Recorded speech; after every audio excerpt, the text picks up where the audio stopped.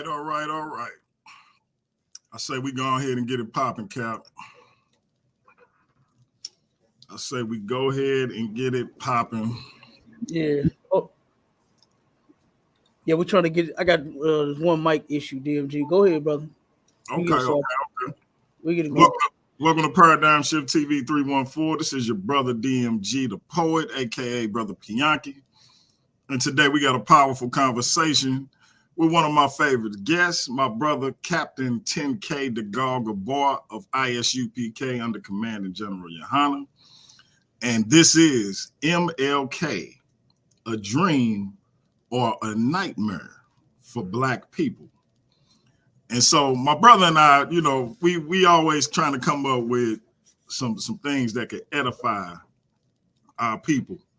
And me and my man, we disagree on a lot of different topics, but we can always have respectful conversations. And so we thought this would be one that could shed some light on one of the most polarizing figures in our history, in this wilderness we call North America. And so with that being said, the brother has some feelings about MLK. I have some opposing feelings and some of the same feelings. And so we're going to burn those things out for you. And before we do, let me do my usual spiel. Let me say hotep to my Kemetic brothers and sisters out there. Let me say shalom to my Israelite brothers and sisters out there. Let me say God bless to my Christian brothers and sisters out there. Let me say assalamu alaikum to my brothers and sisters in the NOI. Let me say Islam to my Moorish brothers and sisters. Let me say peace to my brothers and sisters in the nation of gods and earth, them 5%ers. Let me say what's up to my atheist brothers and sisters. And let me say Jumbo to the rest of my brothers and sisters throughout the African diaspora, be it here in the wilderness of the United States of America or beyond. Y'all know I say that greeting for one reason and one reason only. It's because if you're Black, I'm with you. And I hope you with me. Our different ideologies should not keep us from uniting. And our different, and we can have unity without uniformity. And we can disagree without being disrespectfully disagreeable. With that being said, let's go ahead and get this thing popping. So my brother Cap, I'm gonna let you go ahead and tell us why you believe MLK's dream was a nightmare for our people. Well, I mean, the conditions that we are in right now speak for themselves. Right. You understand? Like, if this was a dream come true, then, I mean, why are we on the bottom of every society? You understand? If this was a dream come true, right? If this was something to have and behold, right? Why are we constantly being oppressed? The thing was to join Black people together with white people. So where's this utopia? You understand? Where is this Martin Luther King idea was, we all come together in love. Where is it at? I don't see it. You understand? So I mean, that alone, you understand, we even without all of the evidence that we have that shows that Martin Luther King was a false prophet, he was a hypocrite, you understand, and that dream of his was a never-ending nightmare for Black people. That's right. So I mean, like I said, it was just the stuff that the man did. Like, I mean, come on, he fixed nothing. Martin Luther King fixed nothing. So I mean, all of those marches and so-called efforts was effortless. It was for nothing. It was for nothing because it has gotten us nowhere. And I really, now, me and you had several conversations, DMG. I'm really interested in hearing where you coming from. I want to know, where is my brother coming from talking about Martin Luther King that dream of his was a dream. You know, I really want to know.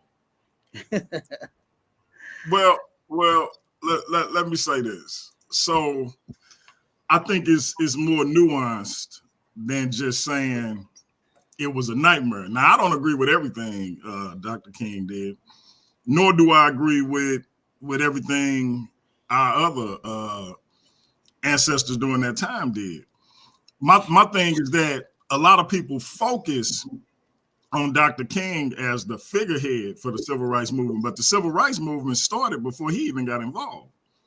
See, people tend to forget that Dr. King, his introduction into the civil rights movement was as a 24, 25-year-old man, and he had come to town to be a pastor. And the reason they picked him was because nobody knew him. Everybody else had been recognizable by the powers that be. So they was like, let's throw Martin out there because nobody knows him, not knowing, you know, how well he could put words together, how eloquent he was, how charismatic he was, and all of those different things. And so it's not like everybody talk like he created this movement. The movement was already in play. And Right. so when we say what did he do, it's what did they do? See, he was just a cog in this wheel. See, they believed they was doing the right thing. Whether or not we got the benefit of hindsight.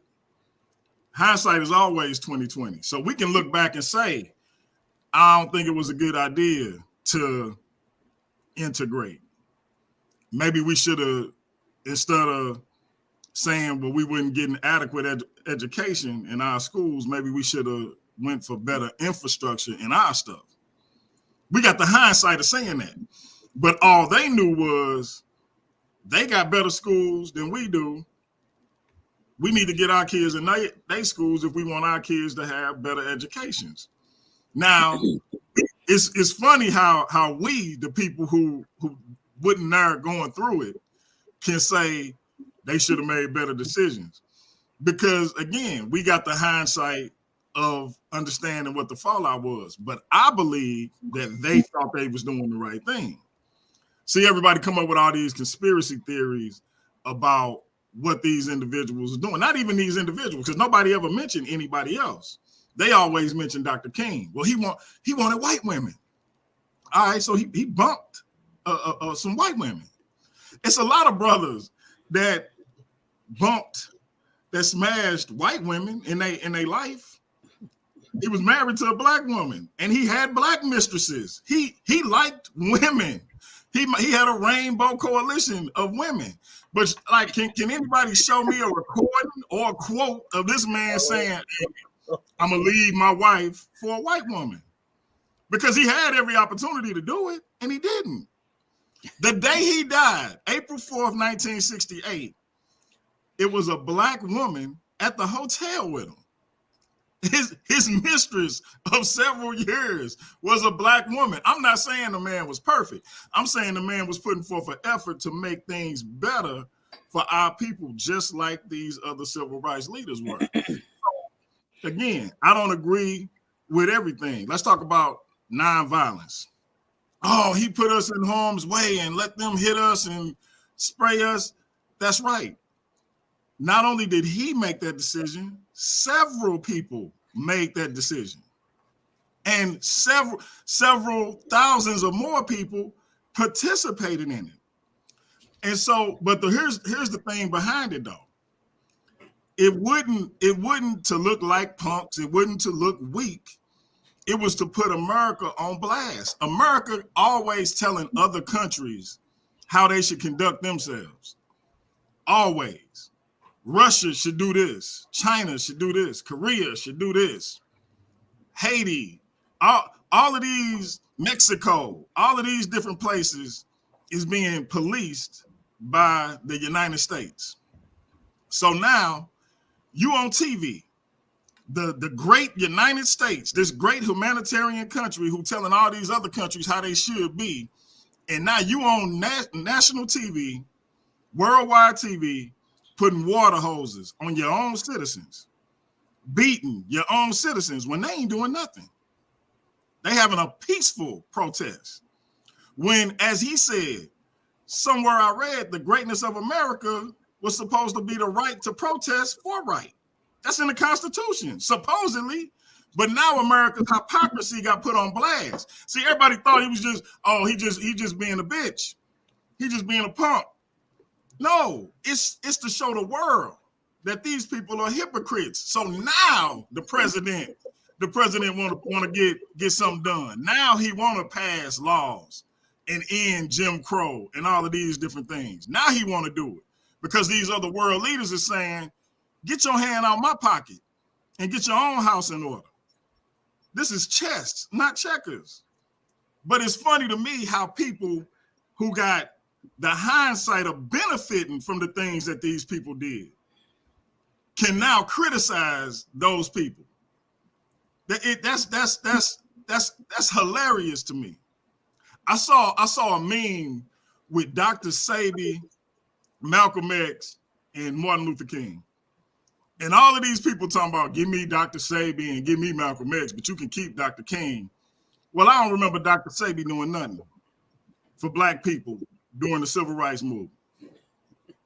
All I remember Malcolm X doing is sitting up in New York talking about what was happening in the South from the safety of the North. And Malcolm is my man. But he was safe up in Harlem talking about what was happening in the South while Dr. King was in the thick of it, getting his head cracked and getting shit done.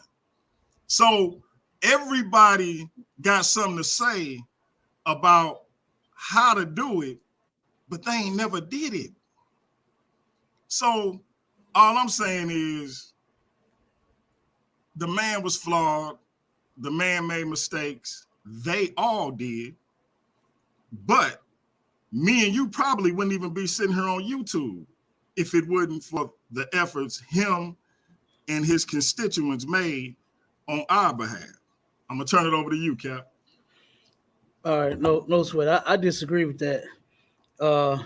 If we had not followed Martin Luther King, we probably have our own YouTube. Right. You understand? Like we did before, we would have our own everything, and we didn't need America for nothing. So I disagree. You understand? So that's the way Martin Luther King see it. You understand? That's the way he saw it. You know what? We ain't gonna have a job if we don't go work for white people. We ain't gonna have a car unless we buy it from white people. When black man made the goddamn engine, black man made the car. Right. You understand? So we give all this credit to white people, you know, and us being under their heel. Like, I don't even get that. It's not like you said that we benefited from what they did. Then what are we benefiting from? Low paying jobs? No paying jobs? You understand? Our brothers and sisters are being murdered by cops. That's a benefit. You know, we ain't talking about what they went through back then yet. I'm just addressing what you had said about us benefiting now. People having something to say, and we're benefiting from what efforts he made, even though the man was flawed. You said that you agree with that. You understand? I'm totally in agreement. He was completely flawed. He was totally wrong. I don't agree with nothing that man did. Not one thing. Okay. But to say that we wouldn't be anywhere if it hadn't been for him integrating with us, that was a horrible idea. That was a horrible, horrible idea for him to integrate us with our oppressor. Yeah, right. Because look at us now where we are. It's not like black people are just living the life. It's just a song, right? Living your best life. But we are being oppressed here. You understand? Black folks ain't living their best damn life. And we've never had. I mean, how many years have we been marching here? We've been slaves here in America for 500 years. And we've been marching. Damn, we're getting close to being marching for freedom and justice. The same old thing, almost the same amount of years for over 100 years already. We have still been marching and protesting. So what did we benefit? If you benefit from something, it's supposed to be at some point, you know, it's supposed to show in your life, in your daily life, right? If we benefited from civil rights, then guess what? We should be benefiting from civil rights. It would look like it in the housing market, the job market, when you just walking up and down the damn street. You know, Michael Brown, he would have benefited from civil rights. He'll still be alive. Sandra Bland, if we benefited from civil rights, she'll still be alive. You understand? And I mean, I could just go on and on and on and on with that list. You know, and then to where you said that he loved women. I mean, there's nothing wrong with a man loving a woman. You're supposed to. But by him so-called being a man of God, in the Bible, there are certain women that you can love, and there are certain women that you cannot. It is completely unlawful for a black man to be with a white woman. Right. One of his colleagues had said in one of their documentaries that he did, he said that that's a bad idea for you to have that white woman. Well, they convinced him to marry a black woman because he was in love with a white girl. You understand? Always have been. And they said, this is not going to look good for you being the civil rights leader of the black movement with a white girl. That's not going to look good.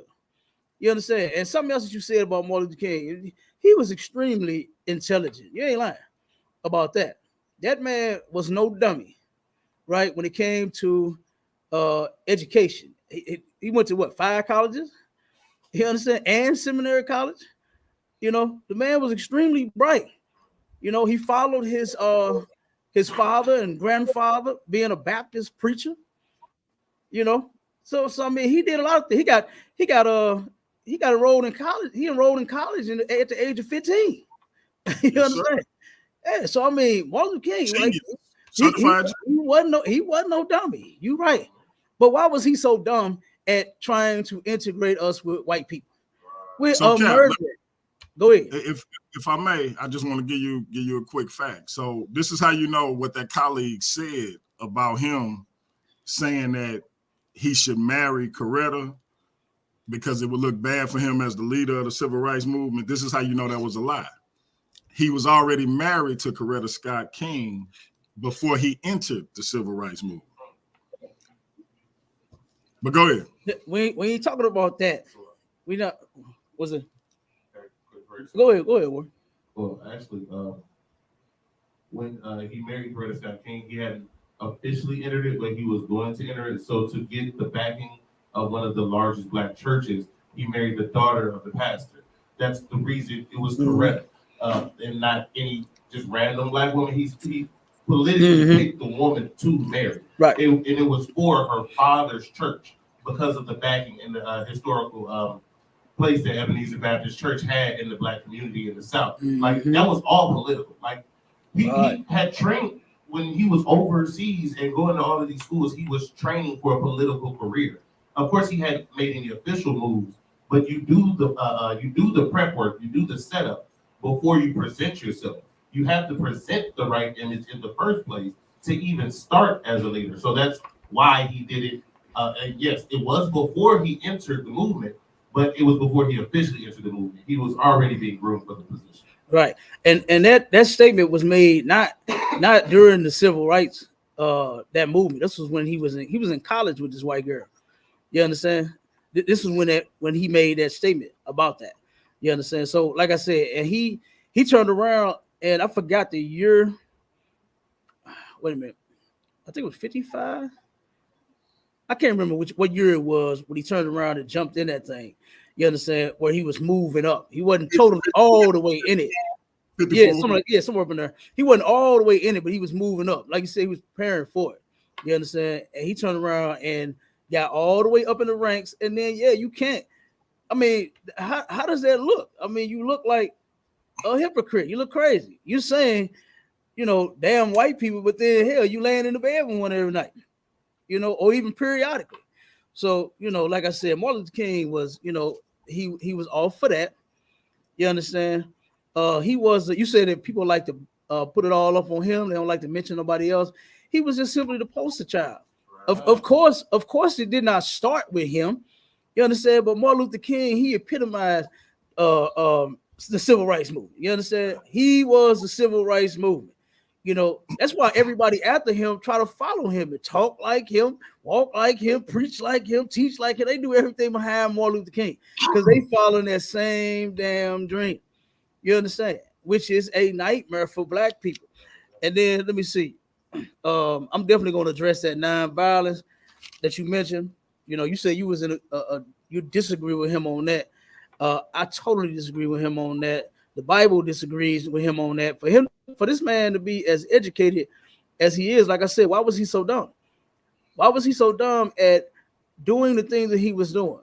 Trying to get what was, I still want to know. You know, what was what was the big idea? Why was it so important for you to go and eat at white people restaurants? I don't understand that. Why was it so important for you to go and work a job for them? Why was it so important for us to fill their establishments with black faces when we had our own establishments? That made no sense. I still want to answer to that question, you know. And then let me see. You said that Martin Luther King put America on blast to show the world that these people are peacefully protesting. And look at what they were doing to their own citizens, sicking dogs on them, beating them with billy clubs, spraying them with pepper spray. Just doing everything evil to them, throwing rocks at them, spitting on them. Doing every manner of evil. And then you say that was exposing them to the world to show their shame. You know what it showed? It showed just how weak black people are. Yeah, right. That's what it showed. It didn't show that. You know what happened? You know what it did show for the world? The world thinks twice before they start messing with America. Because if they do this to their own citizens that live there, beat the hell out of them, all they doing is walking and singing up and down the damn street. You know what? No, I think we better deal cautiously with these people, because they are obviously animals and they are untamed. You understand? So we're gonna have to deal with them in a certain way. So they didn't show that. They didn't look at that and see, oh my God, look at what they are doing to them. You understand? Shame on America. No. They didn't expose anything. It showed just how weak black people are, because guess what? Nobody follows that method. Nobody follows that. Walk up and down the street and beat you upside the head. What's the other? Punch you in the other cheek. Nobody follows that, DMG.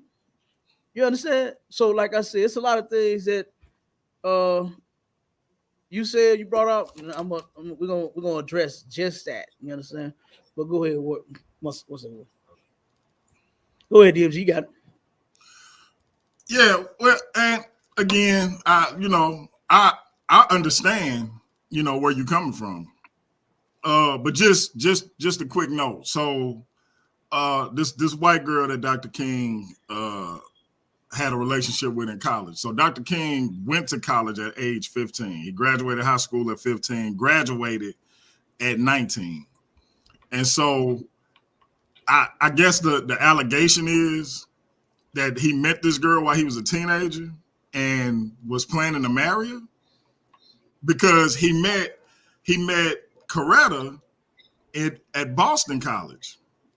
So it didn't have anything to do with church politics, because the Ebenezer Baptist Church, his father was the pastor. He was going to be the pastor there anyway. So that's what I mean by you get a lot of things put out there that's just not true. Now, but again, I do feel you on things being strategic, and maybe his father did, or his family, whatever the case may be, did plan for him to enter the movement at some point, because I believe his father was active prior, before him. So I'm not saying that part not true, but with regards to his wife, she was from the South, but they met in college. So, and this was after the relationship with the white girl. So I'm just saying that he was a teenager. And so I guess, because none of us was there, I guess we supposed to say, okay, between 15 and 19, this black dude from the South thought he was going to be able to marry a white woman. And then, they was like, nah, it ain't a good idea. And, you should marry Coretta. Like, so I'm just trying to see how that's supposed to make sense. When the reality is, I don't care who you was back then. Homeboy was gonna have a hard time if he really did think. If Coretta didn't exist, he was gonna have a hard time with Becky. So I'm just like, to me, that part is kind of because he was gonna be if he was gonna be in the civil rights movement, if that was his father plan, and he was gonna be the pastor of the Ebenezer Baptist Church, because that was his father's church, that's what it was gonna be anyway. He didn't have to get married to a particular woman. He could have married any woman in that church. So all I'm saying is, it's a lot of stuff that's been said about this man because of how we feel about how he did things and what he did, that we just like it don't make sense. So again, he only wanted to integrate so that he can leave his wife and marry a white woman. But he had, the day he died, it was his mistress was a black woman there with him at the Lorraine Hotel. See, he was so obsessed with white women that he had a black woman on the road with him. Let me ask you a question, DMG. You know what I mean? Let me ask you real quick. What at what age did he marry Coretta? 24, I think. 24. Now you know the white girl was before her, right? Right. That's what they say. They say that they met while he was at Morehouse. He was 15 at Morehouse. He graduated at 19. He met and he was with that white girl when he was in the seminary college. You understand? When he turned when he was like 19, he met her. Gotcha. Okay. So you got it backwards a little bit. You're saying that he got with the white girl and was gonna leave his black woman for a white girl. No. I know the white girl was before Coretta. What I mean is, people from this is what I heard. Me and my son was talking. Okay, I got you. Yeah. Nah. What we always hear is that he was so in love with this white girl that he had to be convinced to leave her alone, and that because he had been in love with her, that was his sole reason for wanting integration. And this the other part that nobody seems to understand. The South, Jim Crow South, was the only place where segregation was. It wasn't no segregation up north. So people tend to think that the whole country was segregated. Like we had our own communities all over the place. Now, you know, I grew up in Berkeley. My parents from Kinlock. Kinlock was a black town right here in St. Louis. So I know we had our own cities with our own stores. Man named Sweetie used to come and pick up my grandmother dry cleaning every day. So I know what it is to only deal with your people. So we had that even where it wasn't segregated. So, and this was after segregation had ended. So just because it was integration didn't mean that we still didn't have our own cities. So that's another myth that I think need to be debunked. I think my brother was trying to say something though. Yeah, Cabal wants to say something real quick, bro. Go ahead, Cabal, and then we're gonna let you draw. You gonna start first, DMG? You can do like I said. You can do your presentation because I ain't even got nothing, no PowerPoint or anything. Oh, okay, no sweat. All right, go ahead, Cabal. So that's where you get it wrong. It's because you're from the South, so that's all you saw. See, I'm from Cleveland, Ohio, and we had in 1966 what's called the Huff Riots, and actually that's where they started to refine gentrification, so they wouldn't allow black people to stay in one area too long and keep moving them. Because when my mother was a child, she was a part of being bused to different schools to try to integrate the school system in Cleveland, Ohio. This racism was everywhere. If I'm not mistaken, Fred Hampton was murdered in Chicago because of the racism that was going on and segregation in Chicago. The North, the entire country was segregated. It's just in the South is where Martin Luther King. See, Martin Luther King was the poster boy. They didn't like MLK's message, so they blasted Martin Luther King everywhere. So you saw in the South what was going on. So in the South, you felt like that's all it was, and that's all the only place it was. And the North was this wonderful place. The North was just the same as the South, except it got more publicity down here. In fact, when I was a kid, they were still trying to integrate the neighborhoods. If you look at the demographics today, Cleveland, Ohio, where I'm from, is still segregated. As you know, it changed. Oh, we can hear you, DMG. Oh, go ahead. So the racial segregation was everywhere in this country. Yeah. It's just it got promoted harder than it happened in the South. But that doesn't mean it wasn't happening anywhere else. And in case you didn't know, if you go any further north than Cleveland, you're in Canada. Like that's as far north as you can go. There was segregation in this country, and there was in '66 was what 2 years after MLK died. Yeah.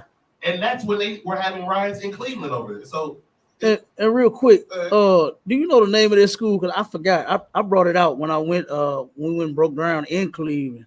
I brought it out what you just mentioned about them schools. That school where they was trying to integrate our people with them white folks, and they went and trying to get an education and went through some of the worst stuff they could. They started turning up the whole school. You remember that? Remember which one I'm talking about? You don't remember the name? I can't remember, but they did not want them Nakers in that school. I think it might have been West Tech. I can't remember, but it was one. And that's in West Tech. The reason I say West Tech is because in Cleveland, black people on the east side, Hispanics they around around West 25th, white people on the west side. So when you got to West Tech, that was a white neighborhood. Yeah. So sending kids to Lincoln West and West Tech, that was a traumatic thing. Man, I know it was because, like I said, I brought that out at camp. You know about the racism that go on in Cleveland. So yeah, that's another one. DMG that you wrong at. Now it wasn't. You understand? Real quick, let me respond. Hold up. First of all, let me drop a bomb for Officer Cut him up, future Captain Cut him up. That that's my man. I started to put him on the fire too, Cap.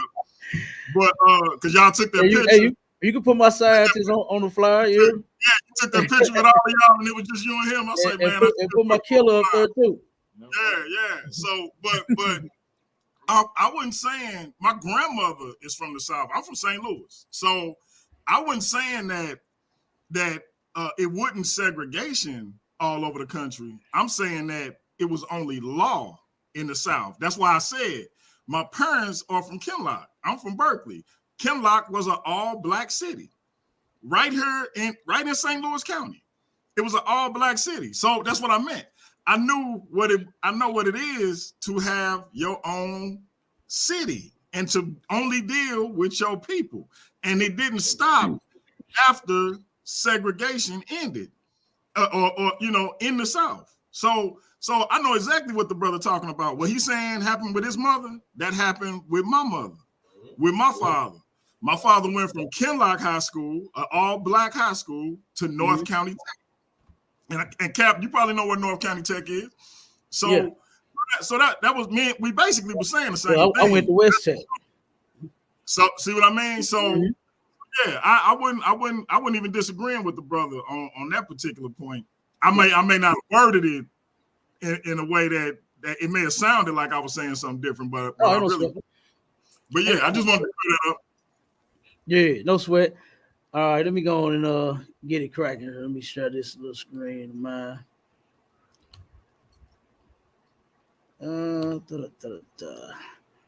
Martin Luther King, his dream was a nightmare, brother. Yeah, right. A complete nightmare. All right. Yeah, I like that flyer too. You got it. It's up. Yeah. No sweat. Like make it a little wider if you can, and then you should be good to go. Make it wider. It ain't full screen now. Nah, like I say, we can still see your. You sure? I'm positive. Hold on, because I got it. It's in. So go. It ain't the same one that you pulled up, right? That you had the first one. Yeah, it's the first one. Go up to. I stopped sharing it right now. So okay. what is it doing now? It's gone. Okay, no sweat. I gotta see why it's doing it. When you go back in, just go to slideshow. That's what I meant. To where we can't see. Just go to slideshow. Right. Okay, where we can't see your other slides off to the side. And then that way your screen will be bigger. If that makes sense. No, it ain't Google Slides, PowerPoint. Let me see.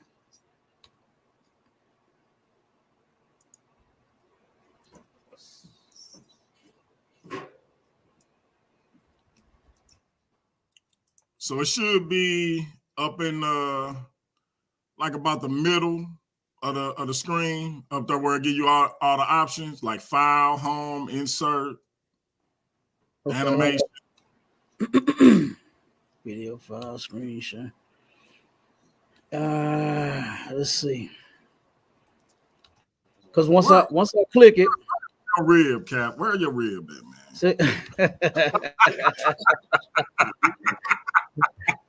All right, it should be sharing it now. It's in full screen. I got it up. Okay, it's full screen now. It's still not doing the slideshow, but go ahead, rock with it. I wonder why they ain't doing that. You see it, Cabal? It's in full screen. I wonder why is it not doing it?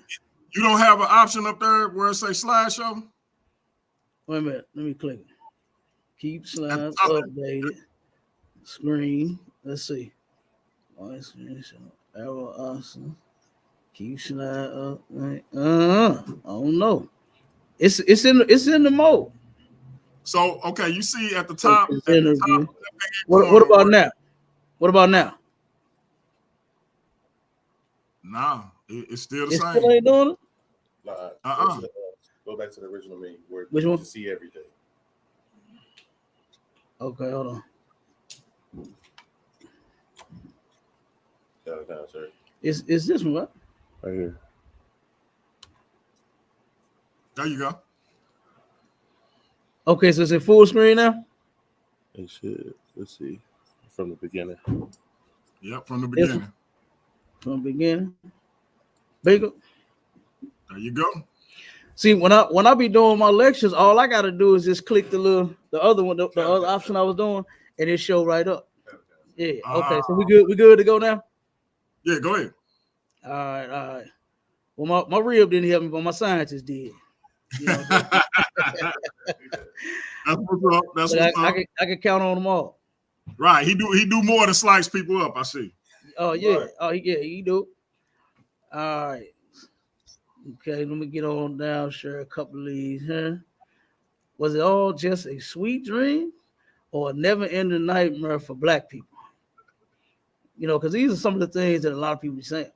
You know, when they hear us address this and address Martin Luther King, you know, and they say, I've heard on several different times, Martin Luther King was a revolutionary. Oh my God, that's a title I would never give a man of his caliber. Right. You understand?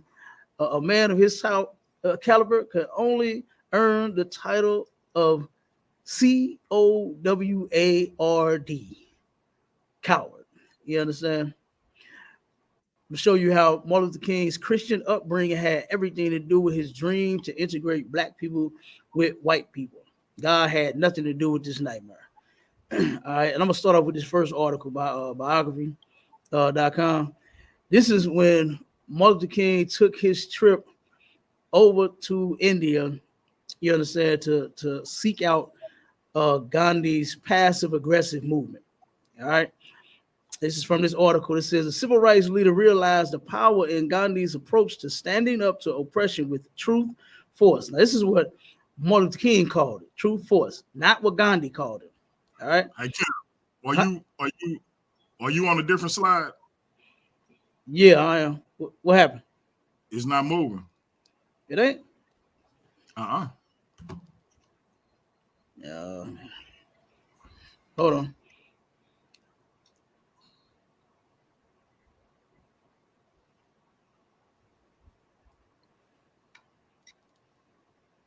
What about now? There you go. Move out to Ashby, inspire people all over the world. Is that where you at? Okay, yeah, that's where I'm at. Okay. All right. It says inspire Mahatma Gandhi inspired people all over the world, including one of the United States' most famous civil rights leaders, Martin Luther King Jr.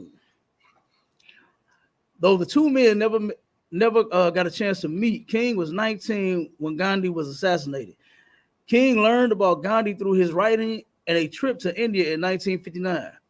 King drew heavily on Gandhian principle of nonviolence in his own civil rights activism, writing that while the Montgomery boycott was going on, India's Gandhi was the guiding light of the. Hold on one second. This is in my way.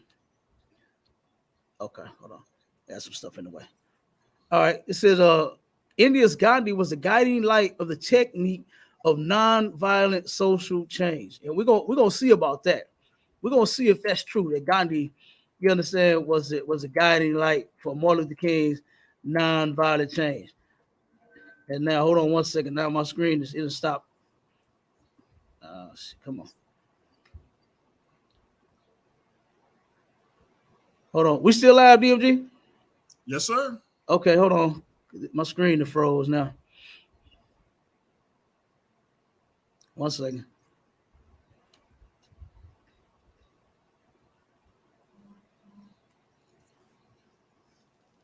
Uh-oh.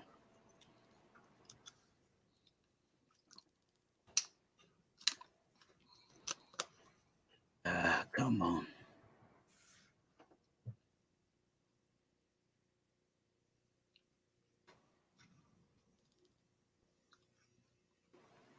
It ain't moving. Hold on, we stuck, DMG. Yep. Hold on one second. It ain't even exiting up. It won't even exit out. Not moving enough.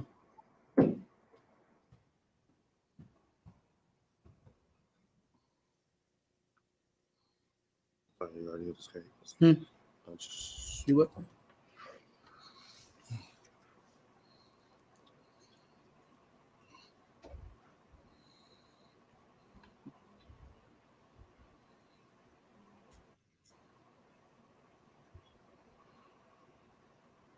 Close it up. All right, what we looking like now, DMG?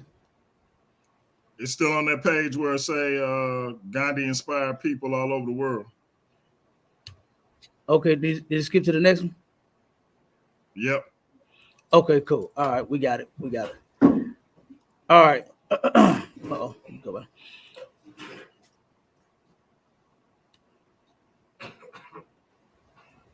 Okay, nonviolence is more than simply agreeing that you won't physically attack your enemy. Gandhi referred to his form of nonviolence as satyagraha. I may be mispronouncing that word, but satyagraha. All right, meaning truth force or love force. First off, I'm gonna show you how Martin Luther King he's a big liar, right? That word does not mean what he just said. Okay, this is what that word means right here. It says a policy of passive political resistance, especially that advocated by Mahatma Gandhi, okay, against the British rule in India. It don't say nothing about no love for us. This was all Martin Luther King's idea. All right. And I'm gonna skip down. So Dr. King said this, not Gandhi. Yeah. This was Dr. King's words. These are his words right here in this article about that. It's like about that love force.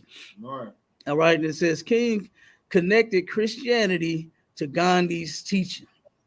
King first learned of Gandhi's concept of nonviolence as a seminary student.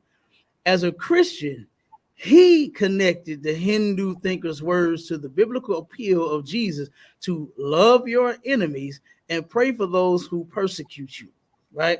And you're going to find out Gandhi did not have nothing to do with this. Right. Martin Luther King did. It says Martin Luther King connected. As a Christian, he connected the Hindu thinkers' words to the biblical appeal, right? And what you will find is that in Christianity, none of those words and none of those ways of thinking is in the Bible. You understand? Well, I got scriptures to back that up. All right. And it says, I came to see for the first time that the Christian doctrine of love operating through the Gandhian method of nonviolence was one of the most potent weapons available to oppressed people in their struggle for freedom. King later wrote. This is his words. And I'm gonna read it again. It says, I came to see for the first time that the Christian doctrine of love, he is lying. You understand? Gandhi wasn't no damn Christian. You understand? Gandhi had nothing to do with Christianity. Martin Luther King did. Now, first he claimed that the doctrine he saw the doctrine working in India by Gandhi. But it says he later wrote that. You understand? That's a whole lot, DMG. He ain't see no Christianity over there with Gandhi. He went and saw how to be, what you call them, DMG? We said BITC or BI or a punk. That's right. But Martin Luther King went over there, studied this man, and turned around and brought back how to be a BIPI and gave it to black people. And look at us today. You understand? The only somebody that we are non-violent with is other black people. But we'll murder the hell out of each other in a minute. We'll beat the dog snot out of every brother in a heartbeat. But we won't turn around and give our people none of that non-violence, will we? You understand? One second. All right, and it says in his 1958 book, Stride Toward Freedom, I'm going to try to wrap this up real quick. The Montgomery story, King laid out the principles of non-violence he employed during the boycott. He affirmed that it is possible to resist evil without resorting to violence and to oppose evil itself without opposing the people committing evil. He also wrote that people who practice nonviolence must be willing to suffer without, now pay attention. He also wrote that people who practice nonviolence must be willing to suffer without retaliation, internal or external. The nonviolent resistor not only refuses to shoot his opponent, but he also refuses to hate him. So you can't do nothing to your oppressor, either physically or even mentally. You can't even think about hating this man. You understand? That's basically what he's saying, but internal or external. You can't fight him. You can't put your hands on him. You can't shoot him. You can't defend yourself in no type of way. And you better not even in your mind even think anything ill towards your oppressor. And this is so wrong for black people. You understand? Because your mind is a terrible thing to waste. And we wasted it on loving white people, man. We have wasted our mind trying to join white people. You know, that's why a lot of us are so damn mentally ill. All right. But I'm gonna keep going so I can wrap it up. It said he saw nonviolence as an expression of love for all people, says Claiborne Carson, a history professor and director of the Martin Luther King Jr. Research and Education Institute at Stanford University. It's a way of reaching people and convincing them of the rightness of your cause. Okay, now we're going to see, did this preacher get this from the Bible? Because that's what he was, right? He was a Baptist preacher. You said yourself, DMG, that he was going to take over his father's church, regardless, right? So in the Bible, this is Ecclesiasticus 6:13. It says, separate thyself from thine enemies. It don't say join together with them. You understand? This integration movement was out of Martin Luther King Jr.'s own sick mind. It had nothing to do with the Lord. It had nothing to do with God. It had nothing to do with a promised land, because this is not a promised land. This is our slave land. That's what it is. This is our land where we are being oppressed at.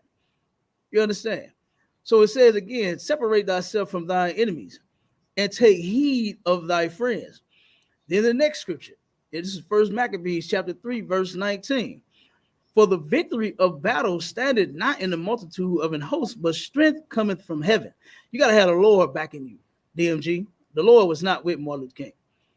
It says, they come against us in much pride and iniquity to destroy us and our wives and children and to spoil us. Who did that? You understand? Our oppressor, the so-called white man. He destroyed everybody. Martin Luther King even pushed our children out there in the march and got them hurt. And I'm gonna bring that out too. And then verse 21, it says, but we fight for our lives and our laws. Why on earth was Martin Luther King teaching people to just walk and sing? You understand? It's not against God's laws to defend yourself and your life and your family. If somebody come in here right now try to harm me and my brothers, guess what? It's gonna be them before it's us. That's right. We gonna make it out alive. You understand? And I put my life on the line for this truth. You understand? For my family, my kids, my women, I ain't even talking about that. You don't even want to go there. That's a line you don't want to cross. You understand? I be the Will Smith you. It's like keep my wife's name. I'm just kidding. I gotta drop a bomb for you on that one, Cap. Damn right. But let me get Jeremiah real quick. Jeremiah 23, 25 through 32. This is Martin Luther King, right? This is the Lord prophesied about Martin Luther King, this hypocrite. It says, I have heard what the prophets said. They prophesied lies in my name, saying, I have dreamed. I have dreamed. This is Martin Luther King. Even though he plagiarized that speech that he did on Washington, he turned around and he's most famous for it. You understand? Then it says, how long shall this be in the heart of the prophets that prophesy lies? Yea, they are prophets of the deceit of their own heart. Martin Luther King, if he had any ounce of biblical integrity, he would have went in the scripture and he would have saw that and he would have said what God said to do. Separate from our enemy, not try to join together with them, not try to go work for them when they don't want to hire you, not try to go eat in a restaurants when they don't want to feed you, they want to serve you. Not try to live in their communities when we had our own. Why is it so important to live next to white people that you have problems with daily? Chris Brown, that brother, I love Chris Brown, man. He could dance his ass off. I wish I could dance like him, but I can't. You know what I'm saying? I ain't no dancing nigga. You know what I'm saying? I let Chris do the dancing. But the cat, man, I love that dude, right? He's rich, got money, all that. He moved out to a white neighborhood. You know, they didn't want that rich man there. They didn't want that rich black man there. Not Tiger Woods, my man, Michael Jordan, right? Oh my God. The reputation, Michael Jordan. Come on. You understand? One second word. Michael Jordan, of all people, right? White people didn't even want to be around him. What did he do? You understand? Other than make you a lot of money. Right. Entertaining the hell out of the world, jumping from the damn half court line and dunking the ball. I mean, come on, what did he do wrong? But they don't even want to be around rich black people. I can go on and on and on, right? But it was out of Martin Luther King, the deceit of his own heart for us to be joined together. Don't try to put that mess in there talking about you done seen us at the promised land and the mountaintop. You understand? We at the bottom of the pit. Martin Luther King, we ain't in no damn mountaintop. Right. We ain't in no promised land. We ain't doing good here. Come on, man. This was a nightmare, DMG. Right. And then it says in 27, it says, which think to cause my people to forget my name by their dreams, which they tell every man to his neighbor, as their fathers have forgotten my name for Baal. Now, see, we didn't turn around and started worshiping. That's Christianity. You understand? Christianity, Baal, same thing. You're worshiping another God and not the God of the Bible. Okay? So this thing that Martin Luther King had, this dream, this was a nightmare. And it had nothing to do with the Lord. And it had nothing to do with Gandhi. I'm going to pull out some stuff on Gandhi as well. You understand? Because I don't think it was a good idea to turn around and get beat upside the head to eat at Denny's. Right. You understand? To eat at White Castle. You know, for our people to get, I mean, look at this picture right here. Look at this picture with this sister. This sister is sitting in a restaurant with all white people. They don't want her there. They pouring drinks on her, throwing food on her. You understand? And there's so many pictures of that. DMG. What is it? The Woolworth. What was it? Woolworth 4. You understand? I remember when Woolworth used to be downtown. It's like Walgreens. You know what I'm saying? Woolworth was your first Walgreens. You know what I'm saying? And they didn't want them in there. What else? What else? The Scottsboro boys, the Montgomery bus boycott, the March on Washington for Jobs and Freedom. Oh my God! You understand? The murder trial of Emmett Till. You know, just all kinds of things that we went through and that we suffered back in those times. It should never have happened. Okay, and I'm gonna blaze through this one real quick, DMG. I'm gonna let you get it. Now, this is from Gandhi's website. Take your time, Cap. Oh, ain't no sweat. And the water, brother. Appreciate it. This is from Gandhi's website right here, right? His life, his message. Okay. Now, this particular section that we went to, and you know, I zoned right in on this one. Okay. It says between cowardice and violence. And now these are Gandhi's words, right. DMG. You understand? This ain't nothing nobody went and wrote of their own. These are Gandhi's very own words out of his very own Indian mouth, right? See, Martin Luther King was so fascinated with all of the pictures they were showing Gandhi laying in the street. Someone he ain't ate in a year. You know what I'm saying? You know what I'm saying? Martin Luther King was fascinated by that nonsense. When guess what? Gandhi wasn't all about laying in the street and not eating for weeks. You understand? I'm going to show you what Gandhi was about. This is what Gandhi said. He said, I would risk violence 1,000 times rather than risk the emasculation of a whole race. Right. Martin Luther King claimed to follow Gandhi. He said he saw the Christian doctrine working over there in India. Martin Luther King was alive. You understand? He was alive then, and he was alive now for what we just read. Martin Luther King lied to black people continuously, man. You understand? What you say about Martin Luther King being a B.I.B.I.? Gandhi wasn't no B.I.B.I. DMG. Gandhi wasn't no punk. He just said, I would risk violence 1,000 times rather than risk the emasculation of a whole race. Then this section right here is under, it says violence the choice. Okay, it said, I do believe that where there is only a choice between cowardice and violence, I would advise violence. Did you hear what the man said, DMG? Now, Martin Luther King claimed he went over there and studied this. And he said Christianity and what he called Gandhian was connected. He said he saw it working. He saw truth force. Ain't that what he said? When that word satyagraha didn't even mean truth and force and love and force. That was in Martin Luther King's big dumb brain. All right. He said, I would rather have India resort to arms in order to defend her honor than that she should in a cowardly manner become or remain a helpless witness to her own dishonor. Now, wait a minute. I thought he went and studied Gandhi. Right. Why didn't he bring this back?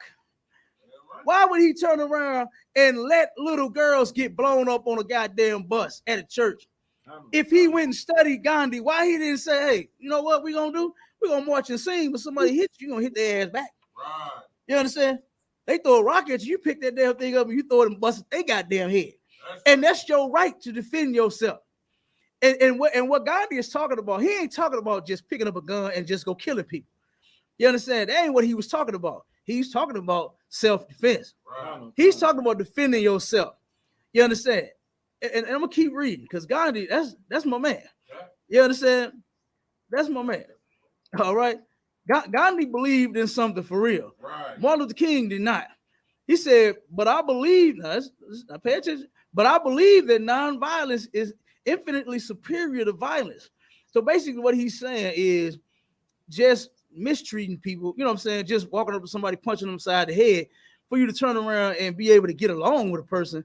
You understand? He's saying that's greater than you just being violent, like what our oppressor is known for. I mean, historically known for, right? Forgiveness is more manly than punishment. Forgiveness adorns a soldier, but abstinence is forgiveness only when there is the power to punish. And then check this out. It said it is meaningless when it pretends to proceed from a helpless creature. Right. Now, why on earth was Martin Luther King teaching black people to be just defenseless? He said, Martin Luther King said, you're going to be nonviolent. And you ain't going to do nothing to these people, either externally or even internally. You understand? And it's a part in here where Gandhi goes in on the internal as well. And we're going to get that one too. All right. Now it says, but I do not believe India to be helpless. Again, Gandhi was no coward. I do not believe myself to be a helpless creature. Gandhi wasn't just sitting in the goddamn street, laying there not eating for months. Gandhi had guns on him. You understand? And you can look this up. It's a fact. Gandhi had guns on him. He wasn't all just crawling around talking about don't step on me. You understand? Gandhi wasn't about that. He says, strength does not come from physical capacity. It comes from an indomitable will. And indomitable means something that you cannot conquer. You cannot destroy. They have destroyed. Martin Luther King helped destroy the will of the black man. You understand? We supposed to be, you know what I'm saying? I'm going to say aggressive to a degree. You ain't got to be extremely, you understand, aggressive, like just violent and like what they like to call us in nature, right? They like to say we just this uncontrollable beast, right? When all we've been doing was just laying down on the street, letting white people walk over us for all these years. You understand? We have absolutely been indomitable. You understand? We have not been indomitable. You understand? It's the other way around for us. They conquered us. You understand? They got us right where they want them. All right. Let me keep going, and then I'm gonna give it to you. It said, we do not want to drive out the beast in the man. Gandhi don't want you to be no punk. Gandhi don't want you to be no Lil John and be a B-I-B-I. He don't want you to do that. He said, but we do not want on that account to emasculate him. And in the process of finding his own status, the beast in him is bound now and again to put up his ugly appearance. The world is not entirely governed by logic. Life itself involves some kind of violence, and we have to choose the path of least violence. So what he was trying to do was, you know what my man said, can we all just get along? You know what I'm saying? That's basically what he was trying to do. Okay, Gandhi was wanting to just get along, right? Just be left alone. He didn't want to be, it was the British. You understand? He didn't want to be governed by the British no more. Okay? Now we're on to the next one. No cowardice, right? It said, I want the Hindus and Muslims to cultivate the cool courage to die without killing. But if one has not the courage, pay attention, DMG, I want him to cultivate the art of killing and being killed rather than in a cowardly manner flee from danger. Are you understanding this, DMG? That was a nightmare.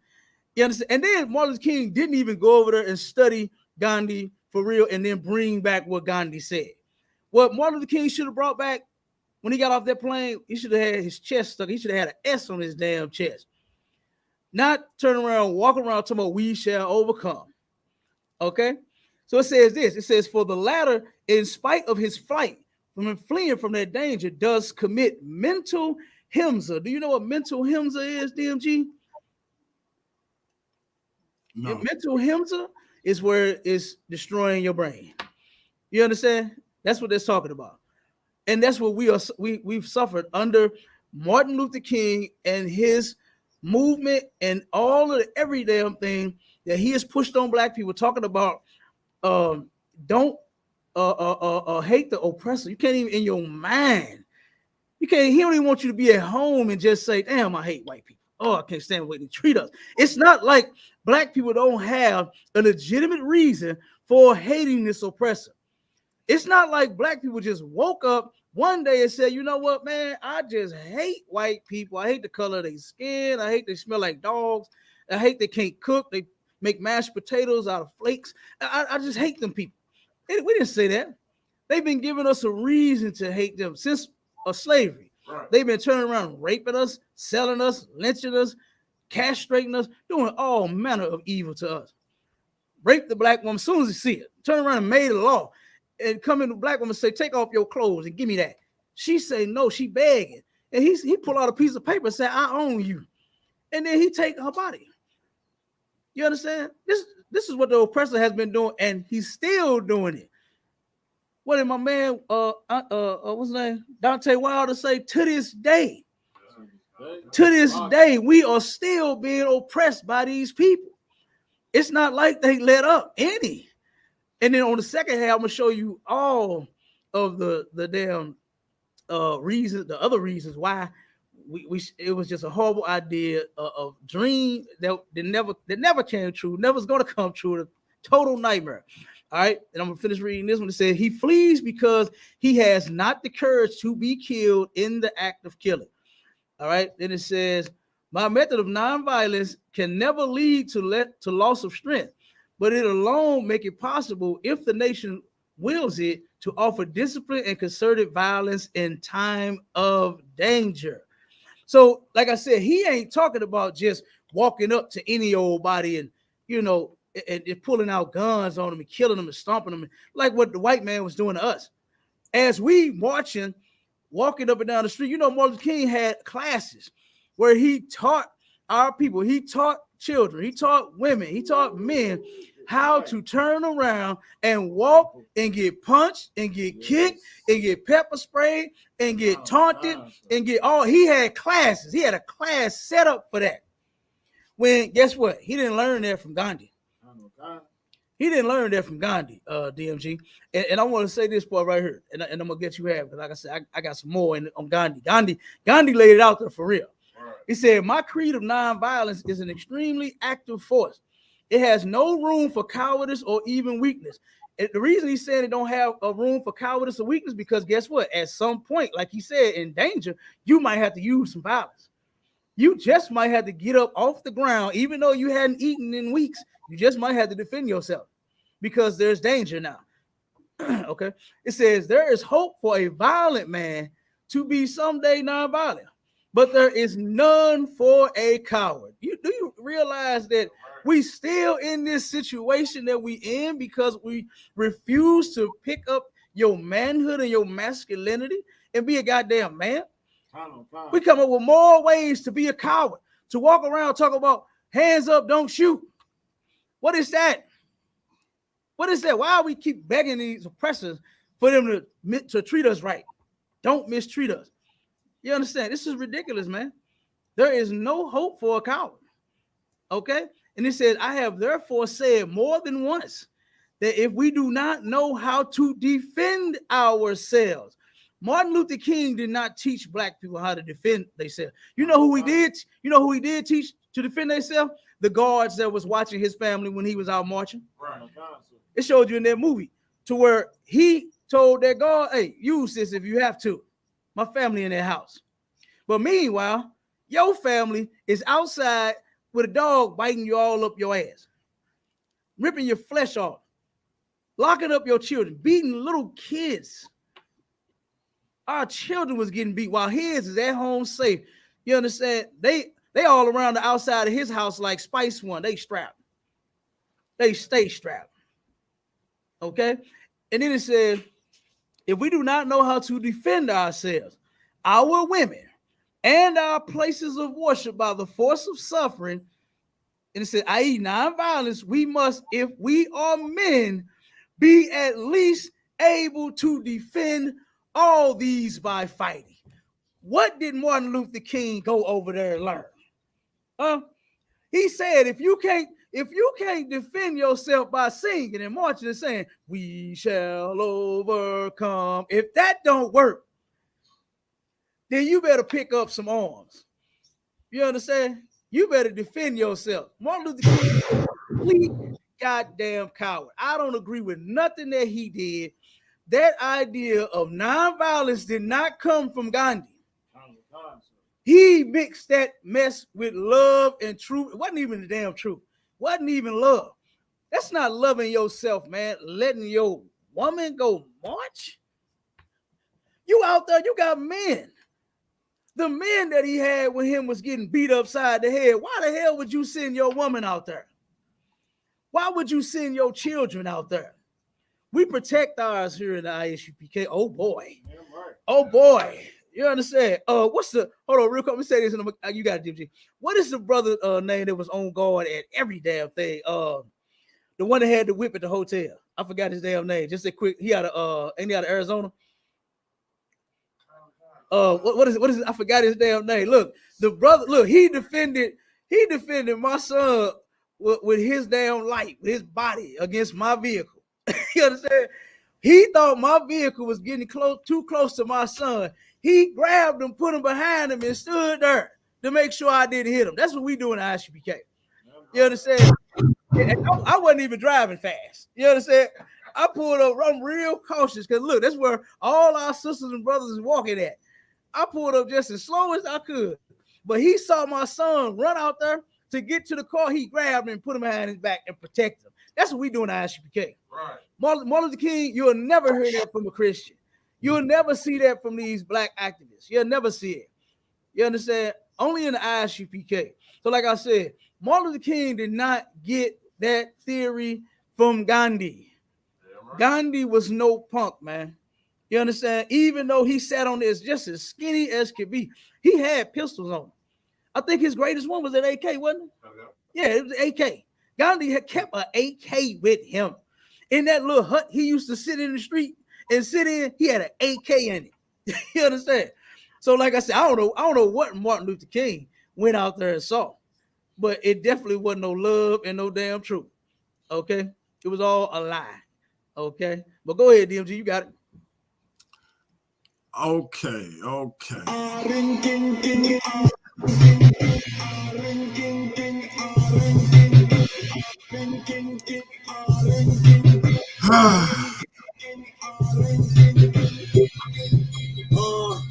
Martin had a dream. Martin had a dream. Kendrick have a dream.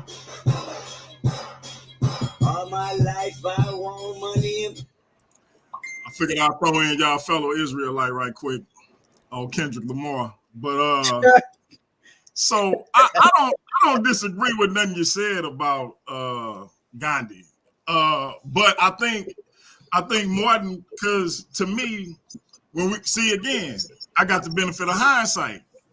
Martin didn't learn what he should have learned about Gandhi, because had he really learned about Gandhi, he would have left there and never mentioned the man's name again.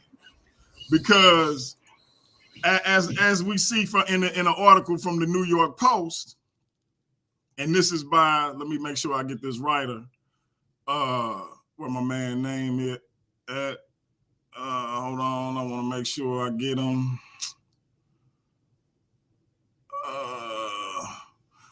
Samir Sardana is the writer. So now, Gandhi was an unrepentant racist of black people. So again, and this is a quote from Gandhi as he wrote a friend while he was stationed in South Africa.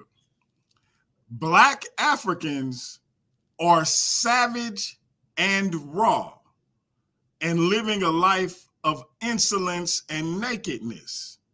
From what I hear from my European compatriots from America, blacks there are no different. Now, I'm just saying, if Dr. King actually would have done some research on this man, he would have saw this man probably wouldn't even wanted to be seen having a conversation with you. Never mind you saying that you adopted any ideology or philosophy from him. So, but again, I have the benefit of hindsight. This thing came out years after Dr. King died. I don't think it was public during his lifetime. So you have that. So Gandhi can either you know what, because I'm trying to, clean up my language. So with that being said, screw Gandhi. I mean, I I don't deal with people who take issue with my people. And so I think Dr. King kind of played himself, and if he was alive, he'd be answering questions like, what do you think about this, about the man that you idolize?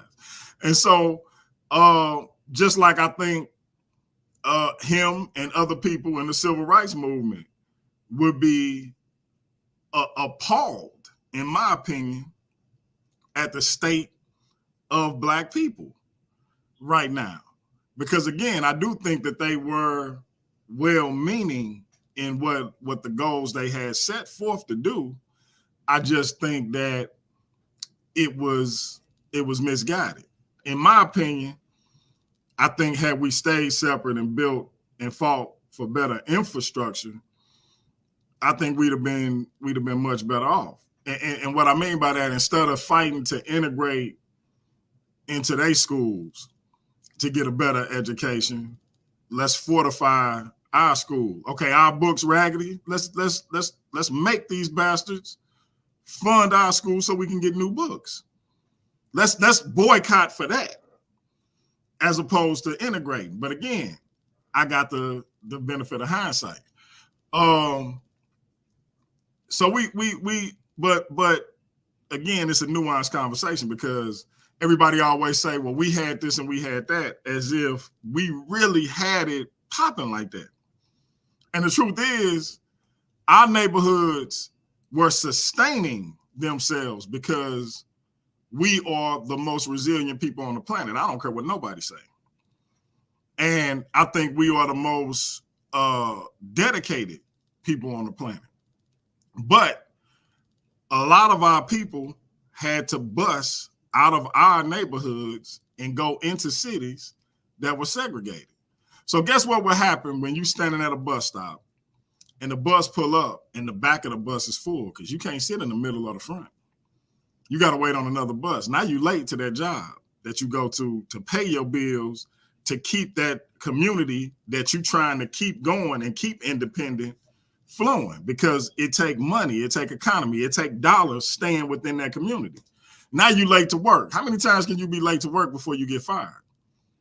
Because you can't get a cab because the black cab companies can't go to certain parts of these cities because it's segregated. So if a cab drop you off on one corner, you might have a few blocks to walk. So now you got to wait on another bus. What if that bus, the back is full? So again, these are the nuanced reasons for why they boycotted and wanted to integrate. Because now if we integrate, they got to let me get on this bus. I can get to work. And now they can't pass me up for that position I should have got 7 years ago. So it was nuanced. It wasn't just about our getting out of our communities and meshing with them. It was about making sure our community stayed intact by us keeping the jobs we had that took us out of our communities. It ain't like we all worked in our communities. Now, could we have eventually got to the point where we could have took those same jobs and brought them into our communities? Possibly. But if we're talking about a people who are so diabolical that every time they saw a burgeoning black city or a black community start to rise, we know what happened. And see, people talk about Black Wall Street in Tulsa as if it's an anomaly. This stuff happened all around this country, Philadelphia, Florida. So it was only so much progress they was gonna let you have. And so integration was a means to an end in their eyes. Because again, if it was up to me, like right now, Cap, I would say these abandoned cities around this country, black people need to be buying up them abandoned cities. Black people need to be flooding those cities and making our own laws, having our own police force, ISUPK policing those, like that. If it's up to DMG, that's what I do.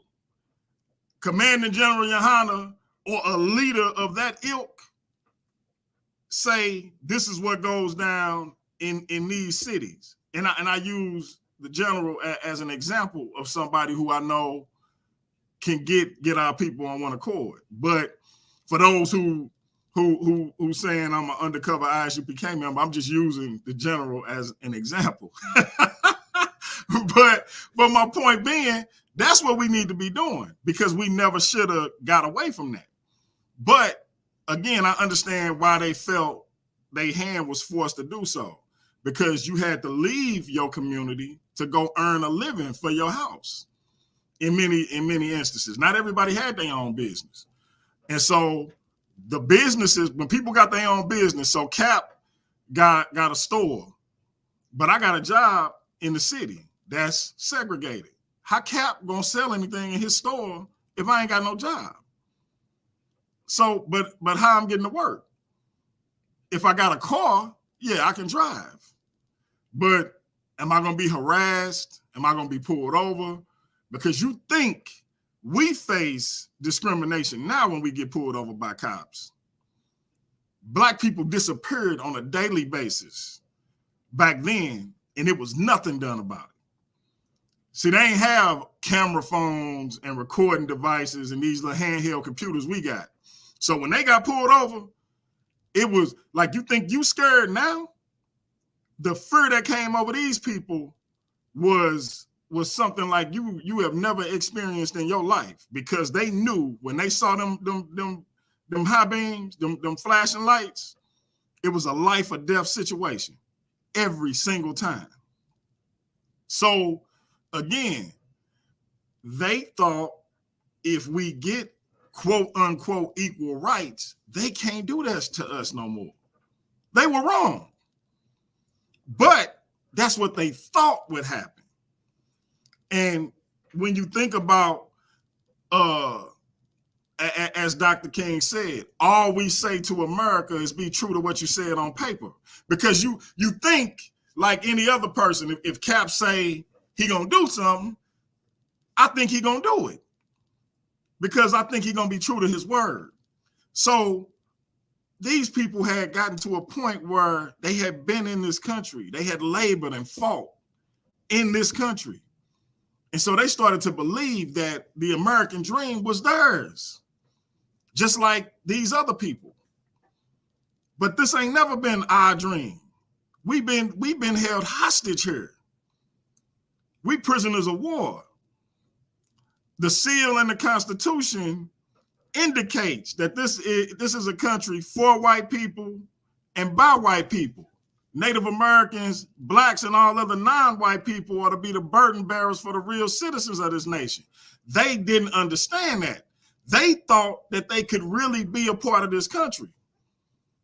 But I don't blame them for being deceived. I don't blame Dr. King for being deceived, because again, I got the benefit of hindsight. So all I'm saying is we can make better decisions than our fathers did, than our uncles did, because we learn lessons from their mistakes. And it's the same thing with Dr. King, with Malcolm X.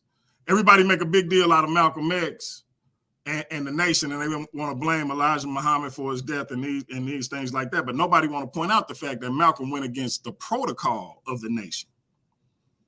His leader told him not to do something, and he did it anyway. He said, don't speak of John F. Kennedy. The people love him. And he did it anyway. Regardless of what you think of not speaking on this president, he said don't do it, so Malcolm shouldn't have did it. But we want to make Malcolm the good guy in that situation when he's the one that broke protocol. So the lesson is, when your leader tell you not to do something, keep your mouth shut. Period. And everything that happened after that could have been avoided. Like all this stuff about what Elijah did with quote unquote underage girls. Well, all of them was 18 or older, so I don't know what underage is. Yeah, I wouldn't mess with an 18-year-old, but in the eyes of the law, they grown. They were consenting. So whatever you think of that is what you think of it. But I'm not defending Elijah Muhammad. I'm just saying Malcolm knew about that before he got kicked out. Malcolm broke protocol within his organization, and that was the issue. But we don't want to deal with that. We want to deal with the romanticizing of the story. We want to listen to Sam Cooke. The change gonna come with the watery eyes when your leader told you not to do something and you shouldn't have did it. Period. That's all it is to it. And so Martin may have made mistakes. He even admitted he made mistakes. Y'all know the quote, I fear my dream has turned into a nightmare. I fear I've integrated my people into a burning house. He saw that. And remember, both of these men were only 39 years old when they died. I'm 45. So I'm 6 years older than they were when they died. And look at everything they did and went through. So, and we now want to look back and speak on them as if we can actually walk in their shoes. And they did more before 40 than most of us have in 80 years. So again, because it's the human element, people gonna make mistakes. But they make mistakes so that we know what steps not to take. So while I can sit here and say, yeah, black people should get into these abandoned towns. I know that because of the mistakes they made. But again, Martin wasn't alone. He didn't make these decisions alone. He just happened to be the most charismatic speaker and strategist of the movement. The movement was in play long before he came into the picture. Again, Ralph Abernathy said we should pick him because they don't know who he is yet. And just so happened, the day they decided to do this, they decided to pick him the day after Rosa Parks got arrested for not going to the back of the bus. This fresh-faced young man from Atlanta. So we want to put all of this, the weight of these quote-unquote mistakes on his shoulders, but we never mentioned all of the other players that was involved. And so it's kind of crazy to me because, again, Cap said we could have our own YouTube, but he know how these people work and how they move. He said a black man created the motor engine, but a white man got the patent for it. Right? That's a fact. It was a black man made the recipe for Jack Daniels, and just 5 years ago, start getting credit for it. Cap told me this story. I didn't even know this. A sister is the one who did all the cooking for that white lady. What's her name, Cap? Oh, you talking about Paula Dean? Paula Dean. Yeah. It was a sister who did all the cooking for her. Mm-hmm. And all her food, I remember you was telling, all her food was bland, not seasoned. Yeah. She wasn't selling nothing. Sister that worked for her started doing the cooking for her. All of a sudden, she Paula Dean, the world-renowned chef. And that sister never got a dime for it. So are we to think that a brother or a sister would have came up with something like YouTube or Facebook and they would have gave them credit for it? They would have got that patent. So again, we say things, but we don't really understand who we dealing with. They wouldn't giving us nothing. Nothing. They weren't giving us credit for nothing. All of these things came out after the fact. Black man doing the first open heart surgery. things of that nature. Like very few people know that. I forgot. It's a instrument, a tool. Black man came up with it, and I can't even remember what it is right now. But the defibrillator. The defibrillator. Yeah. So that's another thing. You don't hear about these things. And so for us to say, if we would have stayed segregated, we could have did this and we could have did that, they would have figured out a way, as they always did, either through violence or subterfuge, to stifle whatever progress we were making. It's no coincidence that there it is. That's another one. It's no coincidence that every prominent Black city in this country, it was a false allegation that led to the purging of that city. Like it was literally like the movie The Purge, where they indiscriminately killed men, women, and children because they couldn't stand to see these people progress. So in our imagined mind now, if we wouldn't have integrated, we would have prospered. Are you serious? Like that? Like you? like we really think that's what was gonna happen? Like so all I'm saying is we got to stop playing like what if fairy tales. Like this ain't no Marvel cartoon. This real life. And so these people made the best decision at the time. At least they thought they was making the best decision for our people at the time. And so I don't harbor any anger towards these people for doing what they thought was right. You know, a lot of people, and I used to be one of these people who believed that voting made a difference for Black people. And then I began to see, unless we're talking about on the local level, that don't a whole lot change, because it's all about these people doing a power grab and then trying to diminish the predecessor from the other party for 4 years or 8 years, and then it go right back to it just swing back and forth, and we don't win in any case. Obama didn't do nothing for Black people. Black gays, that's about it. You know, and I mean I had that dialogue with anybody. What Obama do for Black people? People was all upset about Trump, but the truth of the matter is, if we're talking about economics, I made more money under Trump in 4 years than I did under Obama in 8. But Trump the racist, Obama a brother. So like the whole politics thing, if it ain't on a local level where it affects you right there where you live, I don't really like. I ain't feeling that. And I know people, oh, you crazy. Our people, again, this is another myth.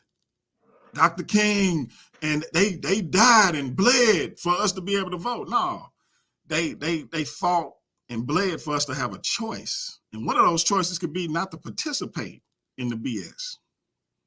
See, we ain't even had that option. But now I got the option to say I ain't even trying to participate in that, because I don't see a win for me on either side. But at least I can say that. I couldn't even say that at first because it wasn't no option for me to participate in it either way. So my point is, in the grand scheme of things, Dr. King was a complicated man, just like I am, just like Cap is, just like most Black men I know. I think he was ambitious. I think his father had goals for him.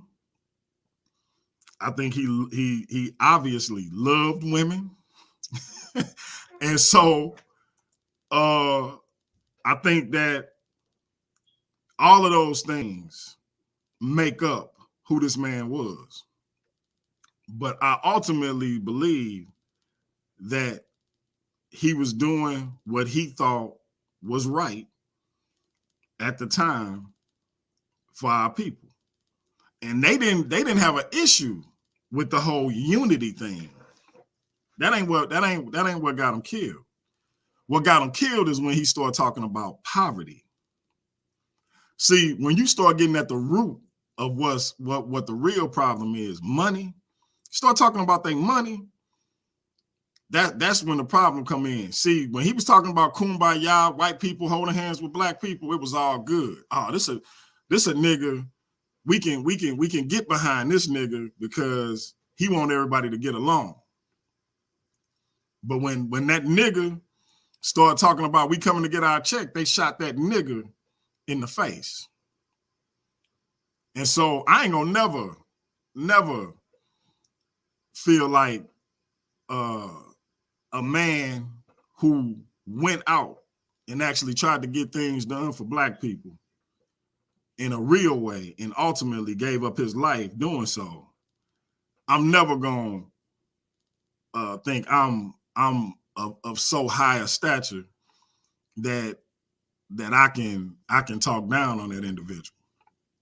That to me is that's going a bit too far with things. For me, I could acknowledge what I think was a mistake. Again, having the benefit of hindsight, but to talk down on their names, nah. I just think we going a tad bit too far, because again, Dr. King didn't push these laws through alone. And let's be clear, what happened to our community, he was dead. See, they systematically, this is a fact. Ronald Reagan, George Bush, the Iran-Contra wars, it's a whole show about it, Snowfall, Free Ray Ricky Ross. They put drugs in our neighborhoods. I always say this, everybody seen The Godfather, that scene where they talking about getting in the drug game, the 5 families of the mob, and the one man hit the table. In my neighborhoods, we'll give it to the coloreds. Let them lose their souls. They're animals anyway. They systematically put drugs in our neighborhoods. Our neighborhoods. Integration ain't had nothing to do with that. Integration was more about economics than anything else. It was more about infrastructure than anything else. Everybody act like all of a sudden we just moved. Everybody moved next to white people. That's not what happened, because you had gentrification and all of these things happening anyway. But after he died, you had drugs systematically put in our neighborhoods. You had the welfare system pushing black men out of the home. What did Dr. King have to do with that? Somebody got to correlate this for me, because he was dead and gone. So all I'm saying is, how was our current state his fault? Now you can say we haven't progressed any, but how do we correlate it to a man who died before these things started to even occur? Because we got the NOI, we got the Moore Science Temple, we got Kemetic temples, we got Christian churches, and we got the ISUPK and all these other so-called Israelites. Why ain't none of these establishments turn us around?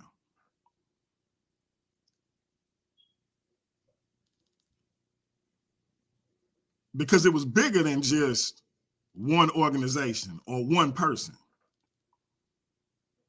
This was an all-out assault on a whole people. It ain't a coincidence that it's liquor stores on every corner in our neighborhood. So you either high or you drunk. David Banner had this, and I'm gonna turn it back over to Cap. David Banner had this analogy where he talked about how the Nazis adopted the project and ghetto systems from America. And they had this thing where they put mice in a closed off area with little portions of food. And they waited to see how long it was going to take for those mice to start eating each other. And it didn't take long after that food was gone that they started eating each other. So you put black people in these small, closed off areas. The economic system is broken because it ain't no men in the homes. You done push them out. It's a liquor store on every corner. It's a church on every other corner. And you pushing drugs and guns in the neighborhood. Because last I checked, ain't no black arms dealers. Black people ain't got no boats and no planes to go get drugs themselves. So this is systematic. Now, I ain't saying that these people had to deal drugs, but I'm saying when you poor, like poor for real, I ain't really judging the person because I can't judge because I was one of them people that decide this is what I'm going to do because you ain't necessarily got the consciousness to say I'm poisoning my people. So when you start doing that, it's a setup because the very drugs they put in our neighborhood, they lock us up and give us life for. Like you put drugs in our neighborhood and then you declare a war on drugs. the downgraded version of the drug, crack, you get more time for than the pure version of the drug, cocaine. This is Dr. King was dead. So what did he have to do with it? It's been a war on black people before Dr. King was born, and it's going to be a war on on black people long after Dr. King existed. 1,000 years after Dr. King existed, it's still going to be a war on black people. Unless we do something about it. Period. So I'm not here to judge Dr. King for the decisions he made. I'm not here to make up some narrative about how much he loved white women. Because from what I see, he loved women. He had a rainbow coalition of mistresses. So I think he had some Asian ones, Puerto Rico. So my issue with the brother is that, like so many of his constituents, they fell for America's lies that we could somehow be a part of this American dream, and it was never intended for us. We aren't included in the Constitution. And I feel like a man that graduated high school at 15, college at 19, genius level intellect, should have been smart enough to know that this was the case. But again, when it came down to the money, that's when they shot him in the face. He was cool while he was saying kumbaya. So we got Christian churches, Christian organizations. We got Kemetic temples, more science temples, the Nation of Islam, atheist organizations, Israelite organizations, including the ISUPK, and ain't none of them the black. So we still in the same situation. All of these organizations had a chance to turn us around too, because Dr. King died in 1968. So it's somebody else's turn. We so busy blaming Dr. King for something that he was long dead for, and ain't none of us doing nothing to correct what it is we call ourselves criticizing him for. So who gonna step up now? That's my question. I'm gonna turn it back over to my brother Cap. Peace to the chat. All right. You said who gonna step up now? The ISUPK has stepped up. The Commander General Yohana, since 1969, we have stepped up. Okay. let me see. I'm currently have what the brother say? You on mute, DMG? I said that's brother Rocky. He joking around. Okay. I was say, got that. Okay, no sweat. Yeah, but man, when I had said, uh, if we had a say to ourselves, we have our own YouTube. That's the point.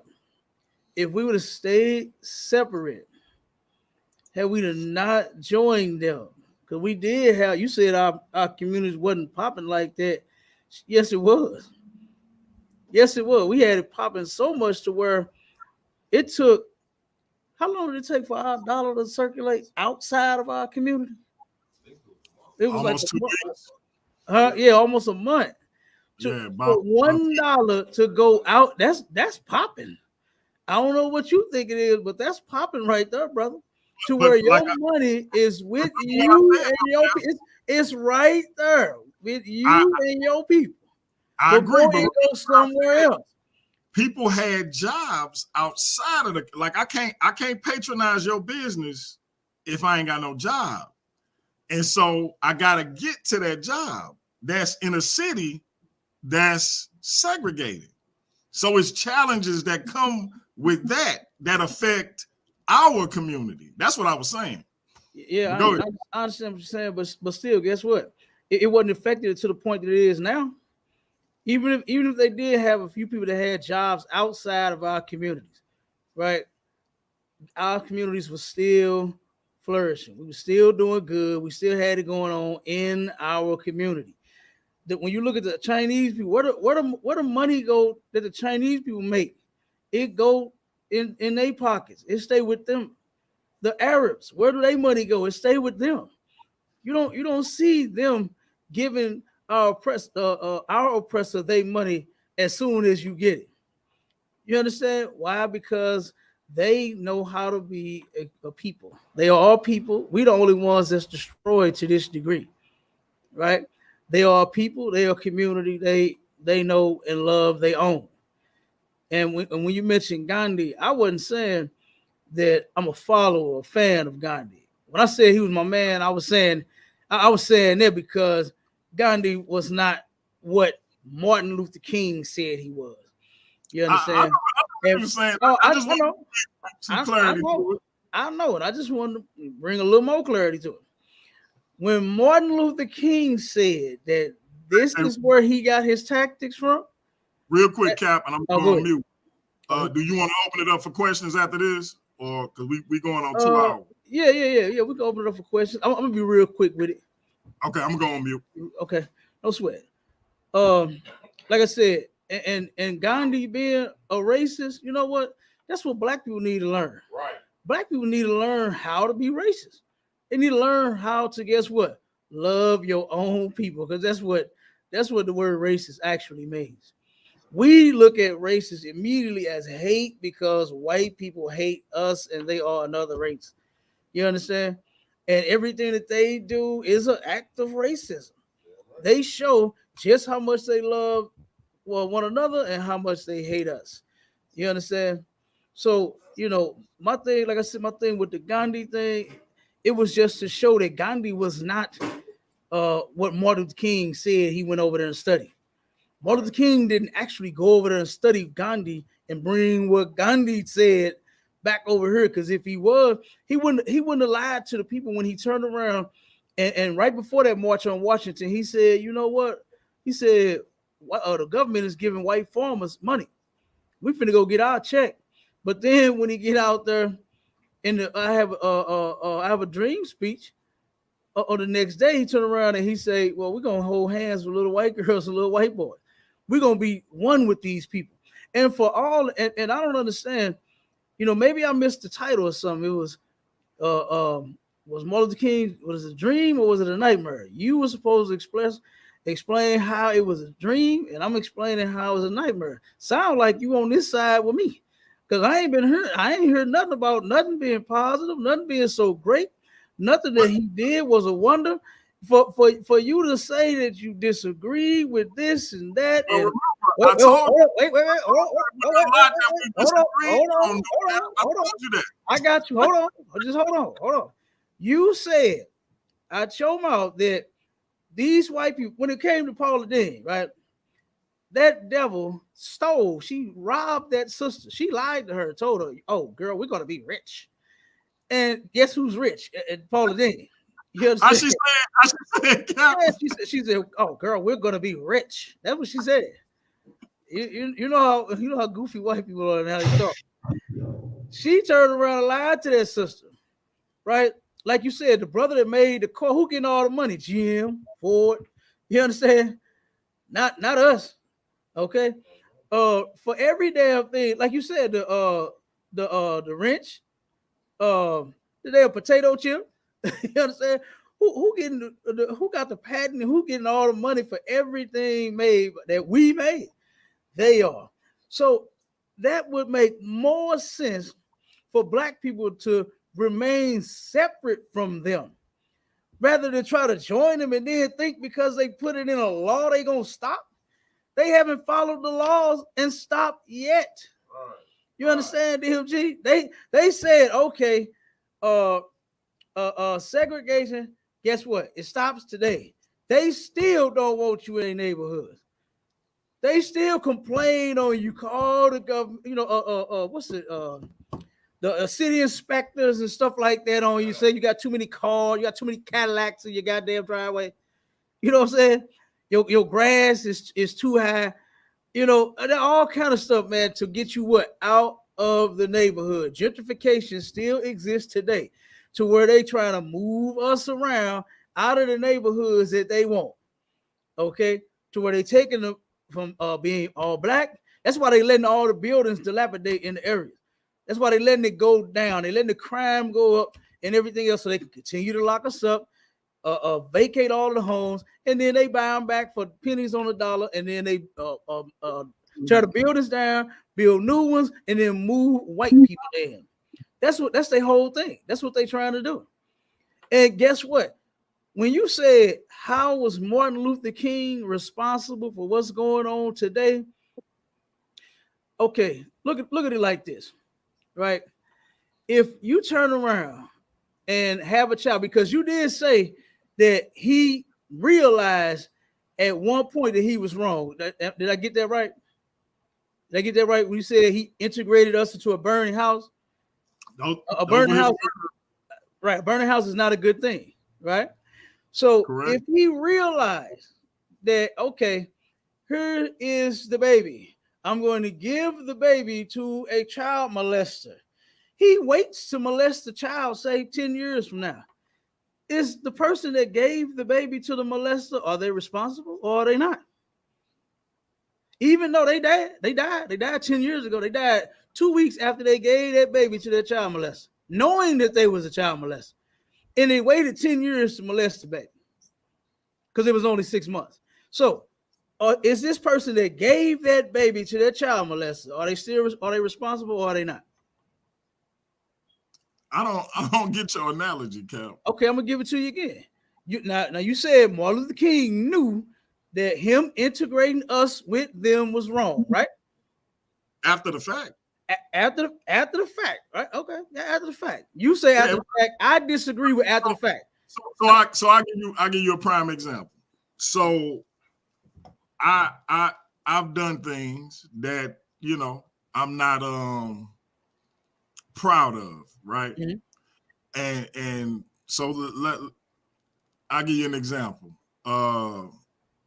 My mother called me one time, and my mother tends to, back then anyway, she tended to exaggerate. I'm in like my mid-20s. She said my little brother was being disrespectful. I left the gig and went and put them paws on him. And man, you don't never disrespect my mother. Now, I hadn't lived with my mother since I was like 13, but I still demanded that my little brother show her the respect that she do. It turns out, after talking to my little sister, that it didn't quite happen the way my mother said it did. And so I regretted you know, giving them that work to the degree that I did. However, I had already gave them that work. So the only thing I could go back and do was talk to them, apologize, let them understand why I did what I did, etc. Mm-hmm. My point being, with Dr. King, you made the moves you made with the best intentions, but then as you see things starting to progress in a particular direction, you like, maybe this wasn't a good idea, because the way this country going, it's not going in the direction we anticipated it would once this happened. It ain't kumbaya. It's worse than it ever been. So, but again, this was after the fact. But go ahead. But you can't say that though, because we was going through it since we've been here. Mistreatment, being Did you hear what I said? oppressed. Wait a minute. Oh, I got you. In a certain direction, no, and it didn't turn out like that. No, and no. While you wait a minute, hold on. These his words, Cap. Hold on, I got you. But I'm saying where I disagree at is because even during the marches, when have they stopped? When did they stop? So you saying? Martin Luther King was not. This was not foreign to him that black people was getting oppressed by white people. You understand? Racism, acts of racism, and white people harming black people for no apparent reason was nothing new to nobody. It was going on. So what make you think that, guess what? The law, you said put it in law and these people wouldn't be able to do us the way that they doing us. They had the law on their side. The law was doing it. And I'm gonna pull this real quick. Let me show you. I'm gonna show you real quick, DLG. Let me pull this real quick. While you're getting it, I'm gonna read the quote. Okay, go ahead.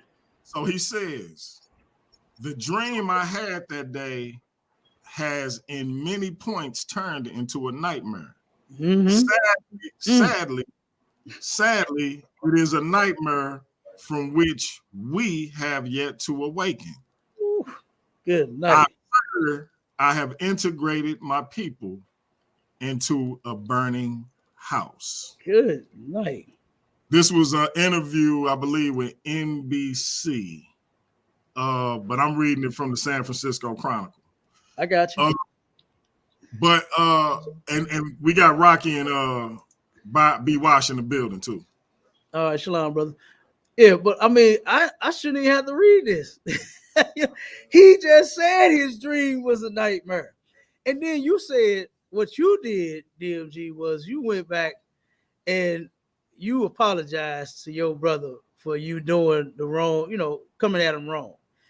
Martin Luther King continued on. He continued on even after that. So what did he do? I mean, he knew all along, man. We can't keep trying to play like this man was just some damn dummy and I just don't want no trouble. He knew full well what he was doing. This dude was extremely intelligent, man. He knew, and he was not unfamiliar. His father was. You want me to pull this up? Huh? You want me to pull this up? Pull what up? You sharing something? Right? Yeah. I'm about to get to it. Yeah, his father was involved in it. His grandfather. I forgot the other preacher. His name. This brother, he started a church and something, and I think Martin Luther King ended up pushing through that, taking over his portion. Something I forgot. Look it up for me if you can find that brother I'm talking about. Man, come on, DMG. We can't say that Martin Luther King didn't know what he was doing, man. He did. He knew, and he did not try to fix it. You understand? When he got shot, he was continuing on. He was moving forward, doing what he was doing. When he got shot, he was doing the poor people's campaign. You understand? No, he wasn't campaigning for the poor like what you think. Huh? He was not campaigning for the poor like what you think. It's called the Poor People's Campaign. I understand what it was called. You can call anything. You understand? They call civil rights, but damn, I mean, what kind of rights do we have here and we still slaves? You understand? So it don't matter what you call it. That still was not his angle. That still was not his goal. Now because wait a minute, hold on. Now because of Martin Luther King and his movement, we don't have many businesses. We trying now to get black businesses. You know what I'm saying? Now it's a push everywhere you go, and that's just as racist as you can get. Buy black. Can I ask you a question real quick? You understand? What? Hold on 1 second, brothers. We're gonna wrap it up real quick and we'll let y'all get in.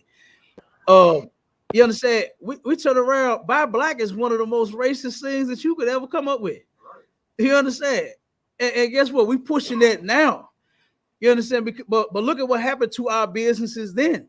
Just imagine what those people was looking like marching into a white man's establishment to go eat when the black man sitting across the street waiting for you to fill up his seat. Got the best food in the goddamn town, and you go over there to the white people that don't even want you there. I don't know if you saw them signs. Let me see if I can pull it up real quick. This is what we was walking around with. This is what Martin Luther King had our people marching around with right here. This right here is, hold on. Is it in the share mode? DMG Yep. slideshow? Okay, cool. You got to start the slideshow, but don't forget we got the brothers waiting. Okay, wait a minute. All right, I thought I had it in there already. My bad. Okay, I'm gonna go back to this picture. Here you go. Look at this, man. Look at this sign. Can't eat, don't buy.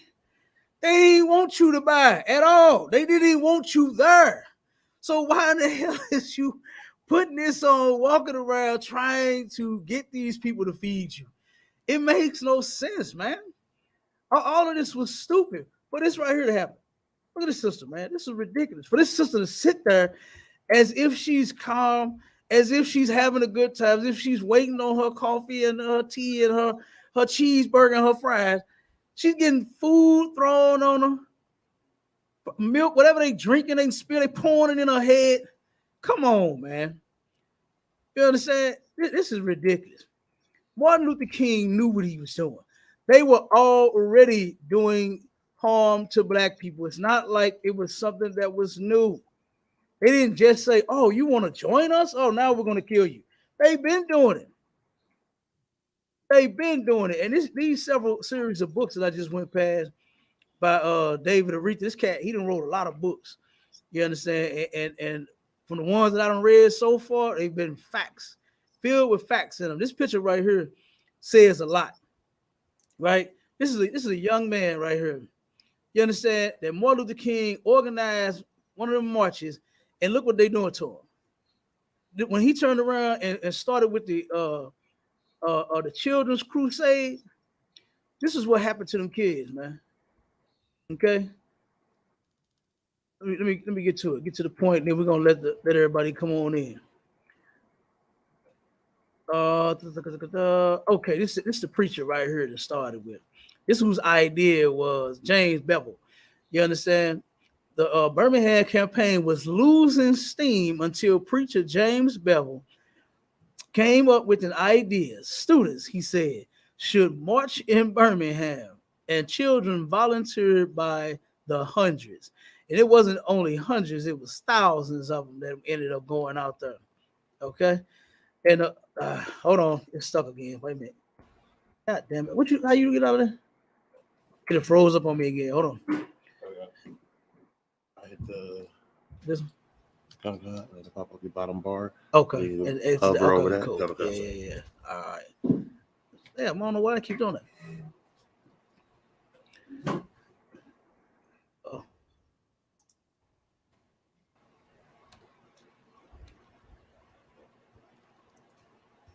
Hold on. Come on. All right, there we go.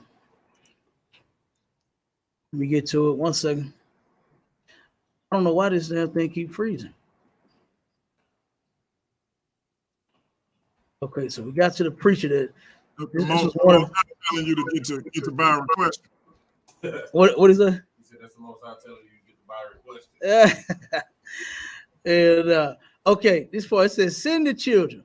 On April 20th, King and fellow SCLC leader Ralph Abernathy were released from jail. They found that the movement had stalled while they had been behind bars.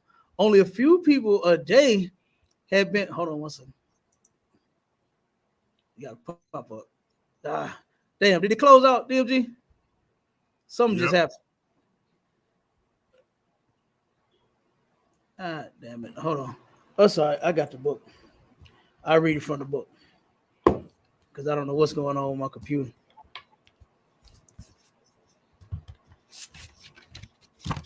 All right.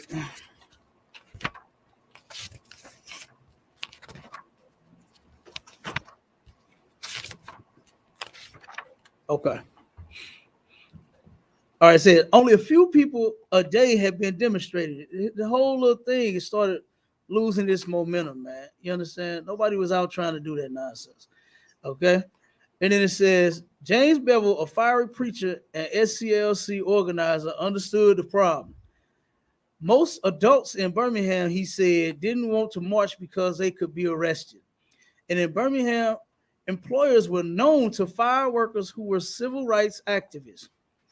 According to Bevel in Voices of Freedom, the strategy was okay. Let's use thousands of people who won't create an economic crisis, but they're off the job, the high school students. It would be dubbed the Children's Crusade.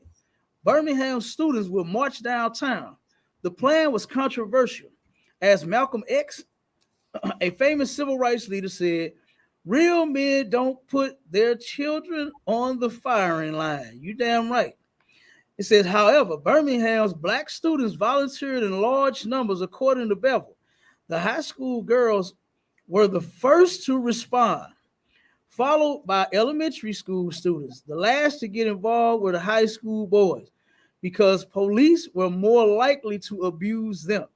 Bevel said that they held workshops to help students overcome the crippling fears of dogs and jails, and to help them start thinking through problems on their feet. The marches will begin on May 2nd. Now that right there, that is insane. To turn around, and like I said, you had grown men. You had grown men that was out getting beat. Men and even the boys knew that it's more likely that we're going to get knocked upside the head than the girls. But guess what? The white man changed all of that. You understand? He changed all of that and show you, guess what? Them niggers, they guess what? They the same as you. And we'll beat them too. Okay? So then, and I wish I could display the picture. It said on May 2nd, children ages 6 to 18 gathered to the 16th Street Baptist Church. Martin Luther King Jr. talked to the children, saying he was proud of them. Soon the kids began marching while singing freedom songs. Under Bull Connor's orders, police arrested the marchers and sent them to jail. Yet more children kept on marching. This is ridiculous, man. Why in the hell are we putting our children out there? I blame all them parents for that. To let your child go and be arrested. You know, it was just a video of a young boy, 8 years old, crying and screaming with the police accusing him. Somebody accused him of stealing out of a store. And the police is arresting him. I got the video. I wanted to play it. You can hear the screams of these children that went through this right here. They recorded this as well. You understand? And Christians turn around and they celebrate this mess. Every year they celebrate this right here of what they put our kids through.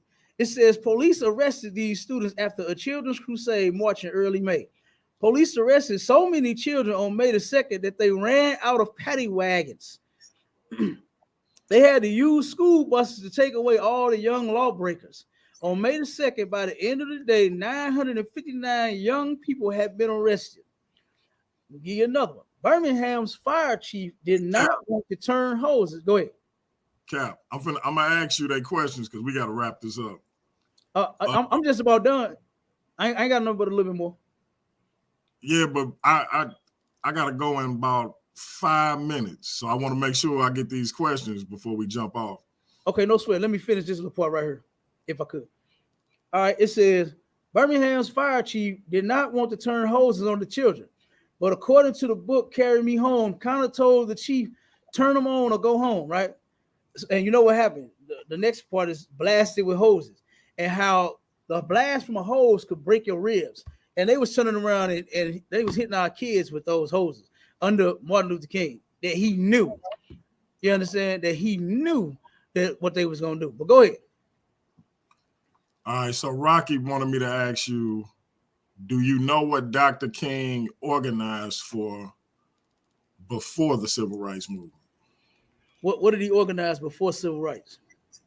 Correct. Because he was in that church. It wasn't a boycott, right? The bus boycott. No, that was part of the civil rights. That was part of it.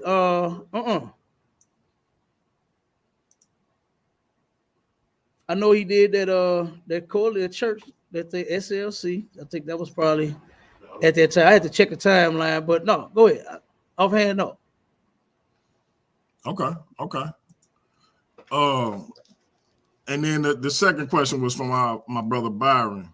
Now, this is pay attention to this, because he says, can you explain the Poor People's Campaign and why Dr. King was in Memphis using only Dr. King's quotes? Why Dr. King was in Memphis using only Dr. King's quotes? The Poor People's Campaigns, why Dr. King was in Memphis using Dr. King's quotes only. Dr. King's quotes only. That's what he was using. What? Okay. He asked. Even I think I get what he's saying now. Okay. Right. Instead of all the other stuff he was saying before, now he switched it up a little bit. And just the Poor People's Campaign. Yeah. I got you. Okay. But in Dr. King words. Right. I got you. It's still okay. You got to look at what the man did. Okay. He was still, even though he switched up, he did a little bit. The damage was already done. And just to go and say now, okay, like for instance, your man, what's his name?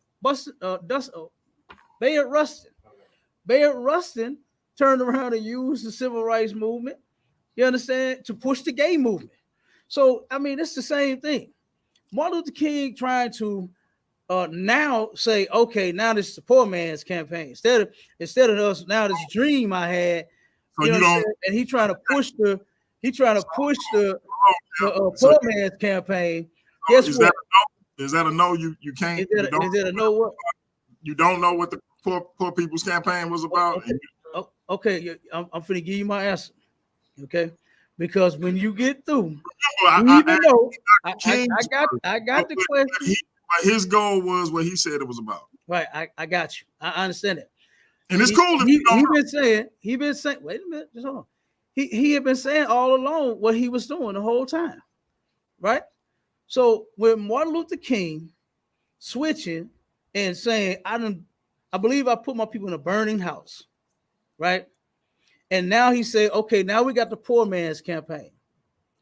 The thing about that is this: Martin Luther King should have stopped completely. What Martin Luther King was doing was totally wrong, period.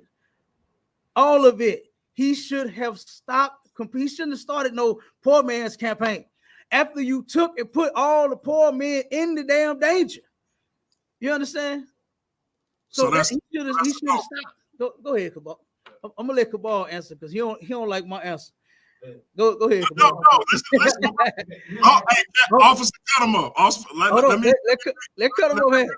I want to reread the question because he heard it and I understood it too. The reason I didn't like it, and I understood it too. Go ahead, he got it. Real quick. The reason I didn't like your answer though, Cap, is because you didn't. I understand. I understand.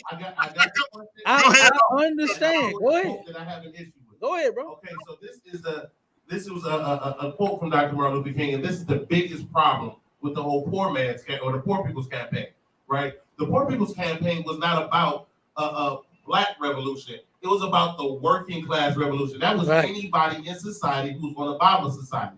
Now I'm going to read his quote. We have moved from an era of civil rights to an era of human rights. He was no longer concerned about his people. He was concerned about all people and everybody. It moved from taking care of our people and getting rights for us and fighting for our people to taking care of everybody. So that is one of the biggest problems. It wasn't about you. He still had your kids out there getting shot for it and getting hoses turned on it for it. But it was about everybody. Just the same thing as what Bayard Rustin did. He took his part of the civil rights movement. And every time we go out and get shot and get murdered and die for it, gay people or white people benefit. Every time. And that's what Bayard Rustin did then. That's what's going on with Black Lives Matter. They turned Black Lives Matter and all the protests and all the support they got behind it and turned that to fighting for gay and lesbian. That was about us getting murdered. That is what this is about. Now it's about, oh no, you got to let them go in the same bathroom. The grown men got to go in the same bathroom as your daughters. Like that is what that movement turned into. And that started with Martin Luther King and his quote, we have moved from an era of civil rights to an era of human rights. That means it is not about the black man fighting for his justice. It's about the poor man fighting for their justice all around the world because human rights is every human. Absolutely. And that's the point I was going to get to. Hold on real quick, DMG. It's going to be real quick. That was the point that I was going to get to when I was making the comparison with Bayard Rustin and what Martin Luther King did and how it's the same old shuffle. Even in the article that I read, he turned around and he said this could work for all people. You understand? This truth force, this love force thing. So it was the same thing. You understand? From the we shall overcome to the poor man's thing. It was the same thing. That's the point I was trying to make. But I love how my scientist just broke it down on you. You understand? Well, go ahead. Okay, but so I'm still looking for Dr. King because that was about human rights. I understand, but are you saying that was specifically from the Poor People's Campaign? Because I understand what he said about human rights with regards to the Vietnam War, etc. Because he had started speaking out on that. That's why his popularity had dropped. But did you hear him, DMG? The Poor People's Campaign included the protests against the Vietnam War. All of that was included in the Poor People's Campaign. So it wasn't just about. See, that's what I'm saying. It switched from being issues dealing with our people to dealing with global issues and international and national issues dealing with other people. Like that. That's where the change shifted. Was the Poor People's Movement, right? It was all about that, and that was from and that quote that I said was from it was Martin Luther King's quote from Charter a Course for Our Future from May of 1967. Like that was that's what he said was the movement was about. It was moving from civil rights. It was going away from civil rights and moving toward human rights. So that's away from the so-called black man's right and toward the rights of Asians and white people and Indians and everybody. So that's the problem. So that right there is how it wasn't about us. That right there is, talk to what the reason he said it was for. He was moving from reform to revolution. That was the quote. That was also a quote of his. Moving from reform to revolution. So when he was doing civil rights, that was not revolution he was fighting for. He was fighting for reform. But when he went to fight for everybody's rights, that is when he went to fight for revolution. When he went to fight for the white man and his right to not be on the bottom of his society, that was the revolution. When he went to fight for the Asian man who was getting done wrong, that was the revolution. Not the revolution to stop our children from getting blown up in their own churches. That was just reform. And that's his words. Absolutely. All right, go ahead, MG. All right, so now this is from. Let me make sure I got the source. This is from Ben A. Franklin, 5,000 Open Poor People's Campaign in Washington. This is from the New York Times in May 1968. So Dr. King says this quote. Now this is the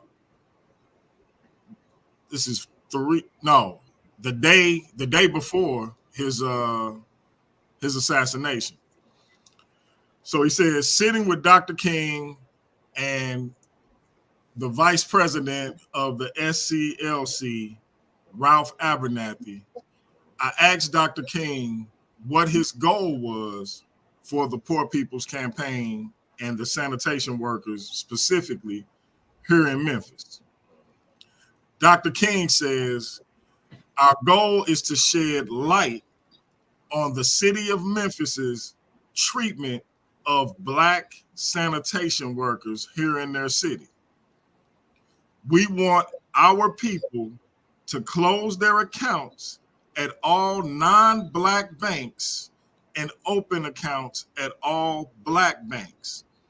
We have to start by building group economics amongst our people before we can work with other people. Now, again, this is the day before he was assassinated. This is April 3rd, 1968. And this is by Ben A. Franklin. The article was 5,000 Open Poor People's Campaign in the New York Times, 1968. So when we say things like he wasn't concentrating on our people, it just bugged me out because it was always about our people first and foremost.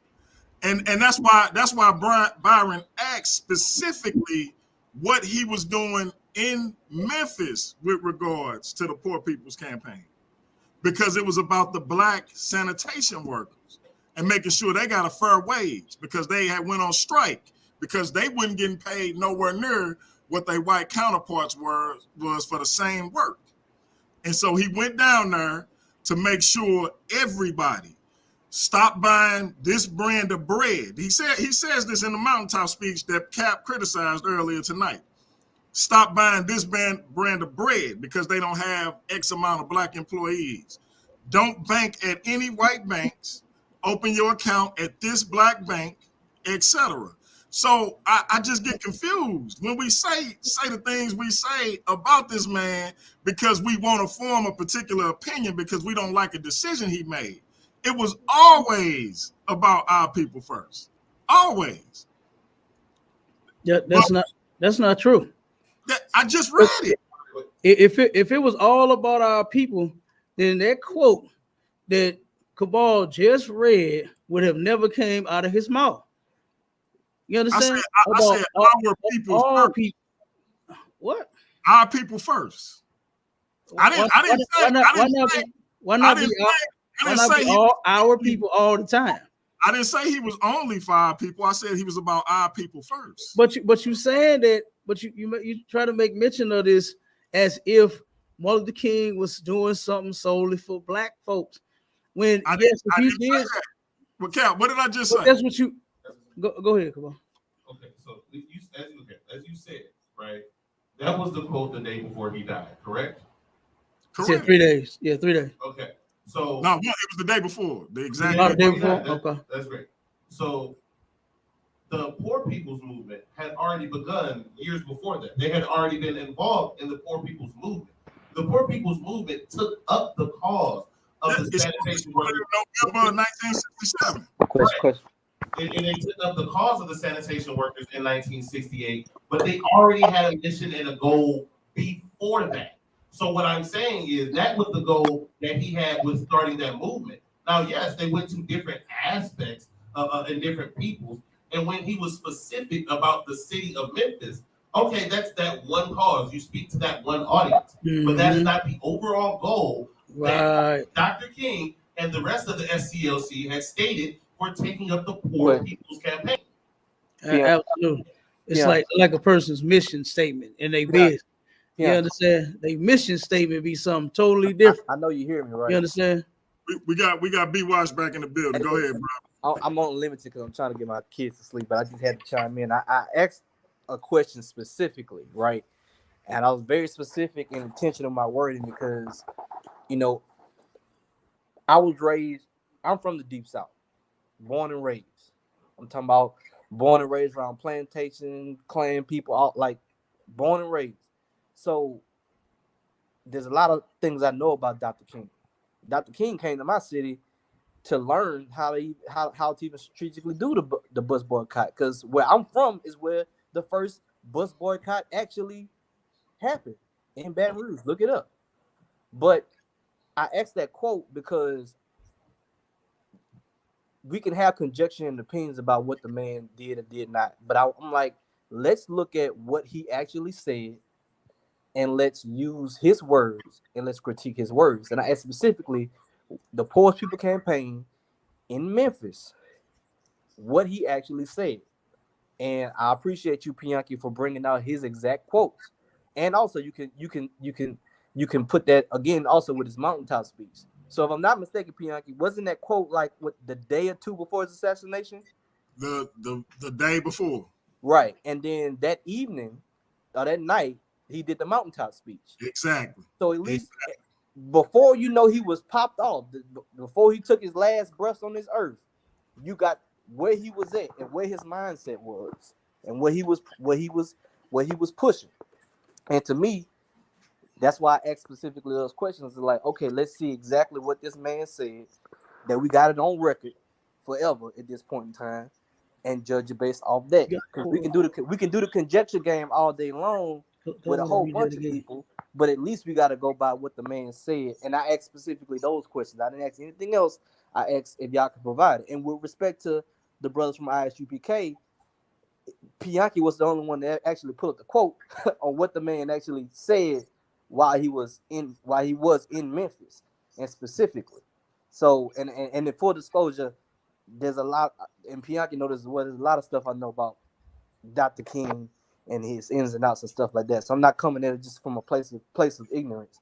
But what I'm just saying is that we got to make sure, and there's things that I can judge Dr. King on for things that he said and did as well too that I don't agree on. But I'm just saying, in that particular question that I asked, Pianki was the only one to properly give a quote on what this man actually said of the Poor People's Campaign, specifically in Memphis, 48 hours before he was assassinated. That's all I'm saying. And B, real quick fact, B. Remember, he didn't want to go do the mountaintop speech because he had did that press and he was tired. Yep. Remember? And they was like, no, you got to go talk to the people. And he ended up going. So just like people like me and you who kind of, this our thing, a lot of people don't be having them type of insights because he was doing a lot of interviews, a lot of radio interviews, things like that. And he didn't even feel like going that night. But it ended up being probably, in my opinion, probably his second most iconic speech. Prophetic at that. Yes, sir. Yes, sir. Yeah, I've been hearing a lot of I don't necessarily agree with everything that he did. I've been hearing that a lot from a lot of people that follow Martin Luther King. And it's you said you was boggled in your mind, deal. Just kind of mind-boggling to me to follow a man that I don't agree with. You know what I'm saying? that I disagree with. But to turn around and try to I don't follow him per se though, Cap. I'm a history buff, and this is one of our. I understand you do a lot of research. You know what I'm saying, on history. That's your topic. Remember, there's a difference between following a man that you agree with, but like following somebody that you may disagree with some things that they say or do, and then following somebody that you disagree with. Those are two different things. I can rock with somebody even though I don't agree wholeheartedly with everything that they doing or saying. But there's a difference of following somebody that you just 100% or even 80% disagree with. Those are two separate things. Just point of order there. Well, and Cap, I don't agree with everything y'all saying ISUPK, but I tell you all the time, I think Commander General Yohana is a hell of a leader. Right, but you ain't following us. But you ain't following us, though. And you ain't pushing it. I'm not a quote unquote follower of Dr. King. I'm not a non-violent person. I choose violence 9 times out of 10. So you see what I mean? So So, but okay, now, but again, to what the brother pulled, what I was saying about Martin Luther King and his final work, it was the same nothing. It amounted to nothing. It didn't do anything, right? So when the brother read the quote, right, read it again real quick for him, because you're trying to take one instance like what he already explained, and yeah, he went there and he addressed it. Hold on, wait, I'm saying no you said you turned around and that wasn't his question, though, Cap. That was my question, bro. I'm not talking about the question. So what do the quote? I'm talking about your response and what I said. Just pay attention. So he asked the question about Dr. King. I understand that campaign in Memphis. I understand it. That's why I read what I read, because it was. I got you. So I got you. But that one thing, you can't go off of just one thing when there's something overall. There's something overall, and you will try to use this one thing when you got to use the overall. The overall is greater than the one. Read it again. I agree with you, but that's okay. So if you agree, what we talking about? How you trying to push that as if Martin Luther King was so for black people when he wasn't? His overall mission in that was this. Read it again, Cabal. Pianki, what question did I ask? Did I ask something? Hold on 1 second. Hold on 1 second. I asked the question. Hold on, let me go back to the question. Hold on 1 second. Hold on. I gotta go back to the question. Hold on 1 second. So to try to push that as if Martin Luther King was all for black folks, he was about it for black folks. He was not. Read it. The question says, ask Cap why Dr. King about the poor people, explain the poor people campaign and why Dr. King was in Memphis using King's quotes only. I got you. Now read his overall mission in the poor people's campaign again. That's not what I asked though, man. That's not that wasn't I'm not, bro. Okay, you just read what you read. Now we finna read. So you're not answering the question though. I already did. We already did. I answered it and he answered. That's not an answer though, bro. Like with respect, bro. That's not like a Q&A is, bro. I asked you. You said what? That's disrespect. What'd you say? No. I said with all due respect. I said I asked the specific question, and then you give me. I got you, but why do y'all answer the question? I got you, but why you keep interrupting while I'm trying to say what you said? Answer my question. Well, actually, you did answer it because you didn't have an answer. But then you. Okay. If that's the case, then that's cool. All right, well, let me say what I'm saying then. All right, go ahead. Mute yourself for 1 second, brother. Let me go finish saying what we saying, and then you can continue. Go ahead. Go ahead. So Martin Luther King, when I said that his movement was the same thing from going from the civil rights to now the poor man, right? Go ahead. To an era of human rights. To an era of human rights. You're talking about the poor man, him using quotes, talking about in Memphis, when overall he was not fighting just for like blacks. The mission should have stayed with black people and our rights, not no damn human rights. Martin Luther King, this was the same thing. He went from trying to bring everybody together. He said, and I'm gonna find that in a second too, when he was doing so apparently it was like a switch, right? After you said after he realized that he went from putting us in a burning building, now he switched it up, and now we doing the poor man's argument, right? Poor man's campaign. So we went from holding hands with little white boys and white girls to now the poor man. And the mission statement of the poor man's campaign says that these rights are for everybody. This is why today we still don't have no rights, because he wasn't pushing nothing for our people. You can try to bring up one incident all you want. Go ahead, Cabal. What? That was the. Hold on. Go ahead. That was the one quote about. That was his quote about what the Poor People's Campaign was, but the mission of the Poor People's Campaign, it was the The Poor People's Campaign is a multiracial effort, including African Americans, Europeans, Asians, Asian Americans, Hispanic Americans, and Native Americans, aimed at alleviating poverty regardless of race. So exactly. The overall goal of the Poor People's Campaign is alleviating poverty without race. It does not include race in its mission. And to cherry pick one quote from one day without taking the entire scope of an organization is taking his comment out of context. Right. That's right. Hold on. Let the brother exactly why finish saying what he's saying. But let me tell you why I can't finish saying what he's saying. No, I gotta tell you why I can't cherry pick though. Because how can you why you can't let the brother finish saying what he's saying?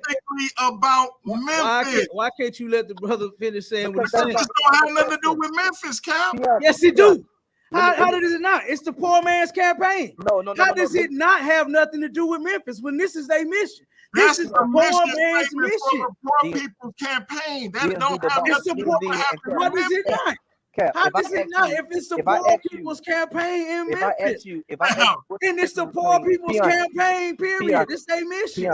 If I ask you, brothers is bugged out. All right, let Officer Cunningham finish, and then I'm gonna turn it over to you, no, because this gotta be brothers is bugged out, man. That don't make sense. Logic here, then it don't make sense. No, Cap, you're not hearing us, Cap. If I ask you, y'all not hearing Martin Luther King. If I ask you not hearing Martin Luther King between a quarter pounder and a double cheeseburger, the answer is an extra patty. I don't need a history lesson on the cheeseburger or how it developed into a hamburger and cheeseburger. I said, if I ask you what's the difference between a quarter pounder and a double quarter pounder or a cheeseburger, you say, oh, an extra piece of meat and piece of cheese. That's what I said. The difference in what Martin Luther King started off doing and what he ended up doing was the same thing. But that's what I said. That's what I said. It was the same thing. So you're trying to bring up like what you said. His mindset when he died. That's what you think his mindset was on.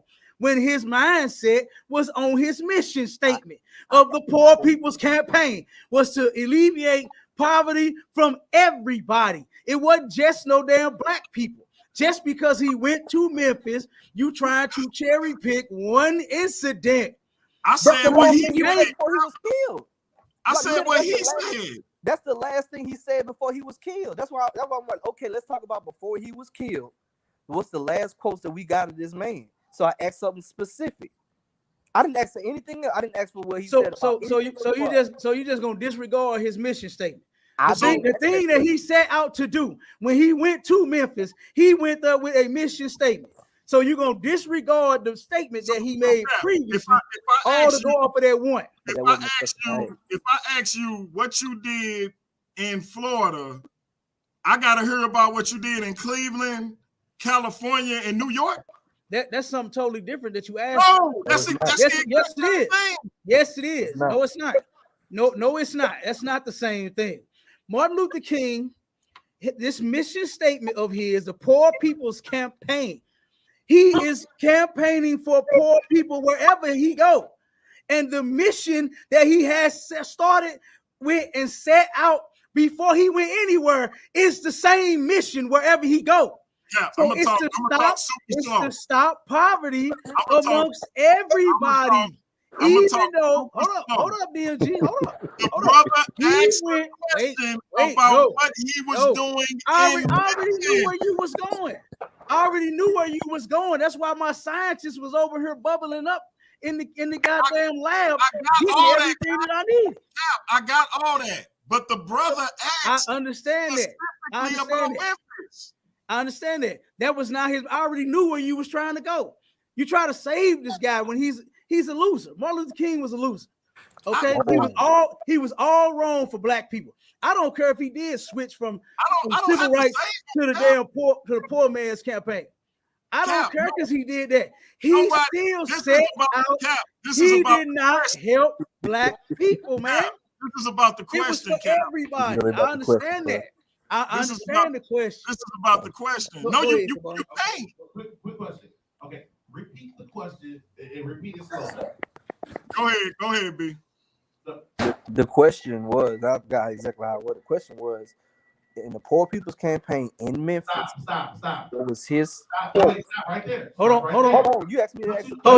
He asked you to stop. 1 second, brother. Listen. 1 second. You mention the Poor People's Campaign, you must define what the Poor People's Campaign is. Mm-hmm. So once you define what the Poor People, once you define what the Poor People's Campaign is, that's it not contextualizes the rest of it. Listen, a white supremacist doesn't go to an ISUPK meeting and just right. Like you have to define the group. Right. Exactly. What's the point? The point if I was is, to say, listen. The point is, what I was saying was, this is the purpose of the Poor People's Campaign. Now, Martin Luther King, of course. What's the rest of the question? Let me finish What's the rest of the question? Let me finish that first, and then that way you can hear what I'm saying. So the Poor People's, this is the mission of the Poor People's Campaign. Now, Martin Luther King took that organization with that mission to this one place to address this specific issue in this one area. That does not mean that was the only thing he was doing at the time. If you ever ran an organization that operated nationally, you might be at one event and still have other plans in the works in other places. Mm-hmm. So he was asked a specific question about a specific area. That does not mean that was the focus of his entire mission or his entire goal at the time. It was only his mission and goal in that location. Right. Now, he had other places he was going. As we can see, his followers kept on with his work and started doing other things. And Jesse Jackson and all these other people started working with these other nations to push for their for what they were doing, continuing on his work. So you have to contextualize what he was doing. Yes, he answered a specific question about a specific place at that one time. That does not mean that was his entire mindset, especially with the Poor People's Campaign. That Piaki, you can read my question right there. I didn't give any background. I asked one question, and I asked the question. You did. You did get an answer, and then here's the thing: is I already knew where you was going. Like you said, you wanted to know his mindset. You said you wanted to know the mindset of his time at that time when he got killed, right? You trying to say that Martin Luther King was set out to help black people. That's why you brought it up. You understand? But he was not. That was not his whole goal. Was to help. The evidence that I was gonna say that. You understand? That was not Martin Luther King's whole goal. Was to turn around and help black people. You can't turn around. You can't turn around and say that the Poor People Campaign in Memphis is about black trash workers, but then when you go to the mission statement, it's about everybody of every color, of every race that's poor. Like that shit is crazy. That's crazy. Piaki, can you reread the quote? Can you reread the quote? Go ahead. I took it down, but no, it's all good. It's on record. It's on record. All I'm saying is, he literally said in the interview and in the speech. Obi-Wan can't read minds. Plo Koon can. Right. Hey, you got that one. Officer Cut Him Up is way more well-rounded than I thought. Wow. But look, he said in the quote and in the speech that it was about the black sanitation work. Like, what do you want? We ain't disputing that. I ain't dispute the part what you just said. But here is the. Hear me out.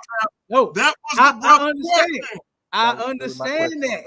I understand that. But I'm not giving you're not understanding my stance. I'm not giving Martin Luther King. I told you I don't agree with nothing that man did. Did you understand when I said that, DMG? And look, Black Lives brings out an excellent point. Wait a minute. Who was more poor in America than black people? I got that, Cap. I got that. Okay, so you understand what I said. I don't agree with. I told you that. I ain't agree with nothing that dude did.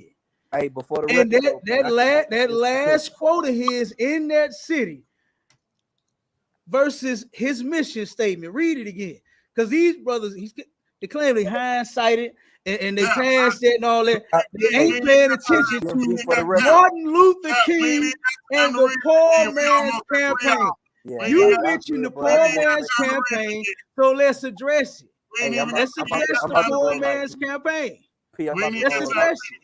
You brought it up. Let's get it. No. I ain't even got time to read it again because I told you I had to go. Yeah, trying to read it again. He don't want to hear that. Martin Luther King was for everybody, and he was not for black people. Pierre, I'm about to roll. He was not for black people. All right, B, I'm gonna holler at you, man. I appreciate you coming back on. All right. That was not his mindset when he got killed. You go understand? Go ahead and close out, Cap. We almost at 3 hours. I'm supposed to be upstairs. No sweat. No sweat. But the topic was Martin Luther King Jr. was his dream. Was it a dream or was it a nightmare? I believe that we, the ISPK, without a shadow of a doubt, proved that man's every thought, even when he went from marching on Washington to the poor man's campaign, his every thought, black people was not in that big old brain of his. His ideal people was not his own. You understand? All the way from start to finish, even though it sounded like he switched it up. And damn, I leading my people to a burning house. Now you done led them into the burning house, and now you want to save everybody. But it's only one people that you led into that house that's on fire. Everybody else was just sitting at home without a job. Like what the damn mission statement from the poor man's campaign said. We're gonna fix this poverty problem for all races and all people. Instead of like what you said you did, DMG, when you realized you was wrong, you went and made that right with your brother. Martin Luther King didn't make it right with his brother. He went and tried to go make it right with other people and make them his brothers. That's what he tried to go do. So now he all with the other races of people trying to fix poverty for them. You understand? Which is ridiculous. And like I said, I understood the question. I answered it. And I already knew the angle that the brother was coming in. This was a failed attempt to save Martin Luther King. He was a coward, man. He was a coward. He was dead damn wrong. I hope the man is turning over in his grave. I hope he don't get no rest for what he did to black people, man. The position and conditions that we are in right now, we still on the bottom. We're still on the bottom. We ain't came up. And if you think just because one or two people got a good job or got a business or got several, I got several. And I don't even give a damn about that. You understand? We as a whole ain't doing good. Just because I got vehicles and houses and cars and money, that don't mean nothing to me. Look at my people that's out here suffering. So I'm not finna jump out and try to save a coward, a known coward, that by his own studies, he claimed he studied but didn't study, is a coward. The man that he went to go study said Martin Luther King was a goddamn coward for emasculating an entire race of people, man. It's ridiculous and it's insane. It is insane.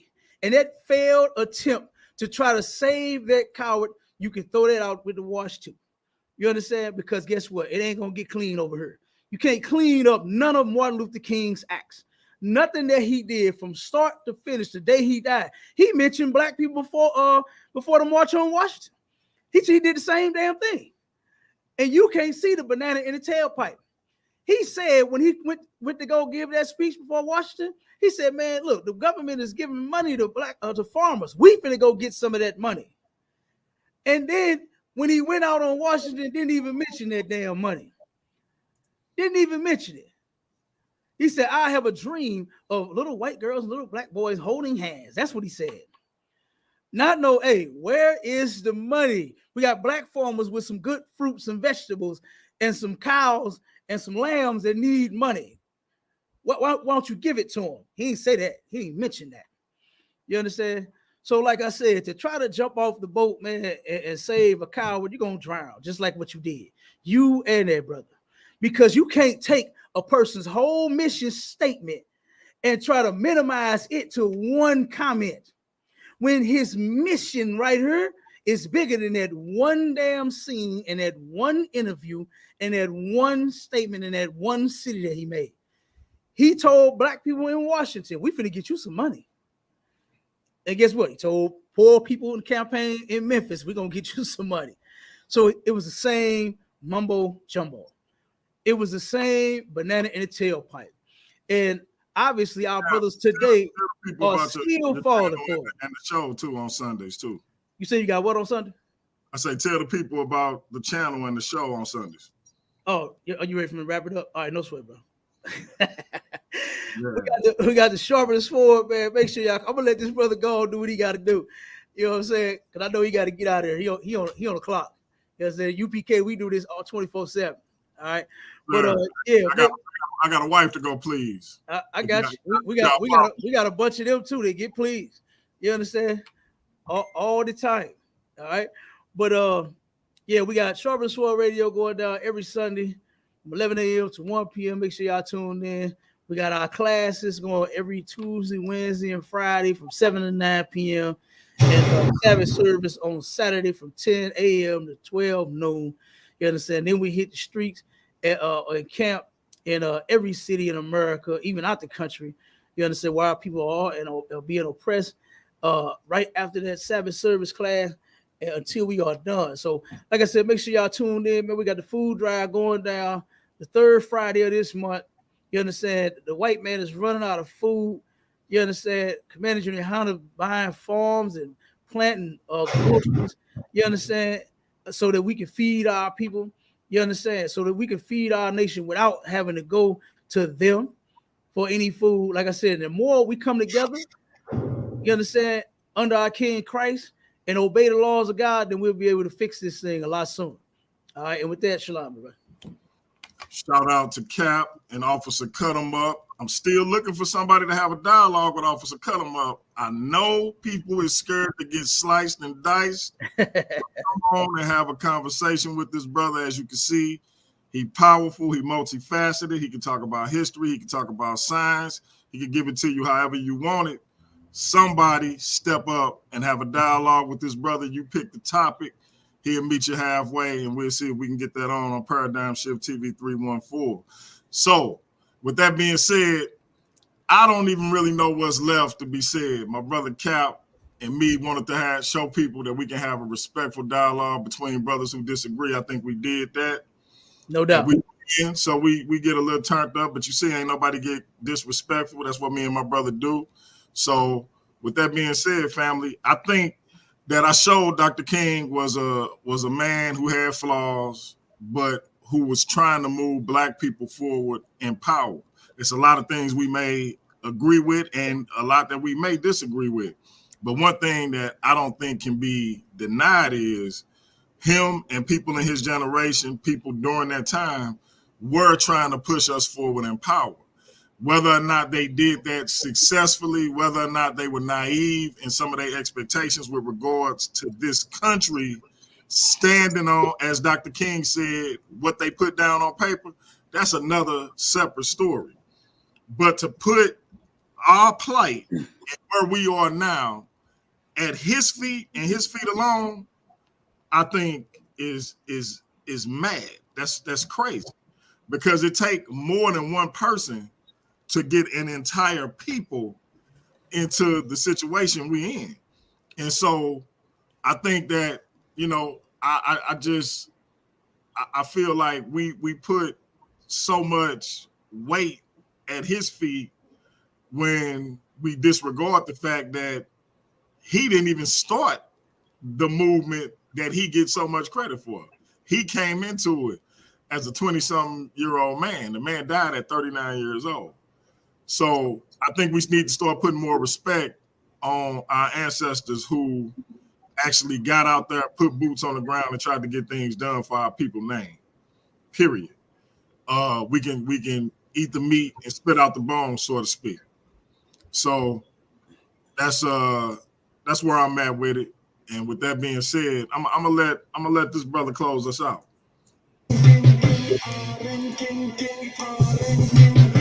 Cap, you should like that, man. He an Israelite.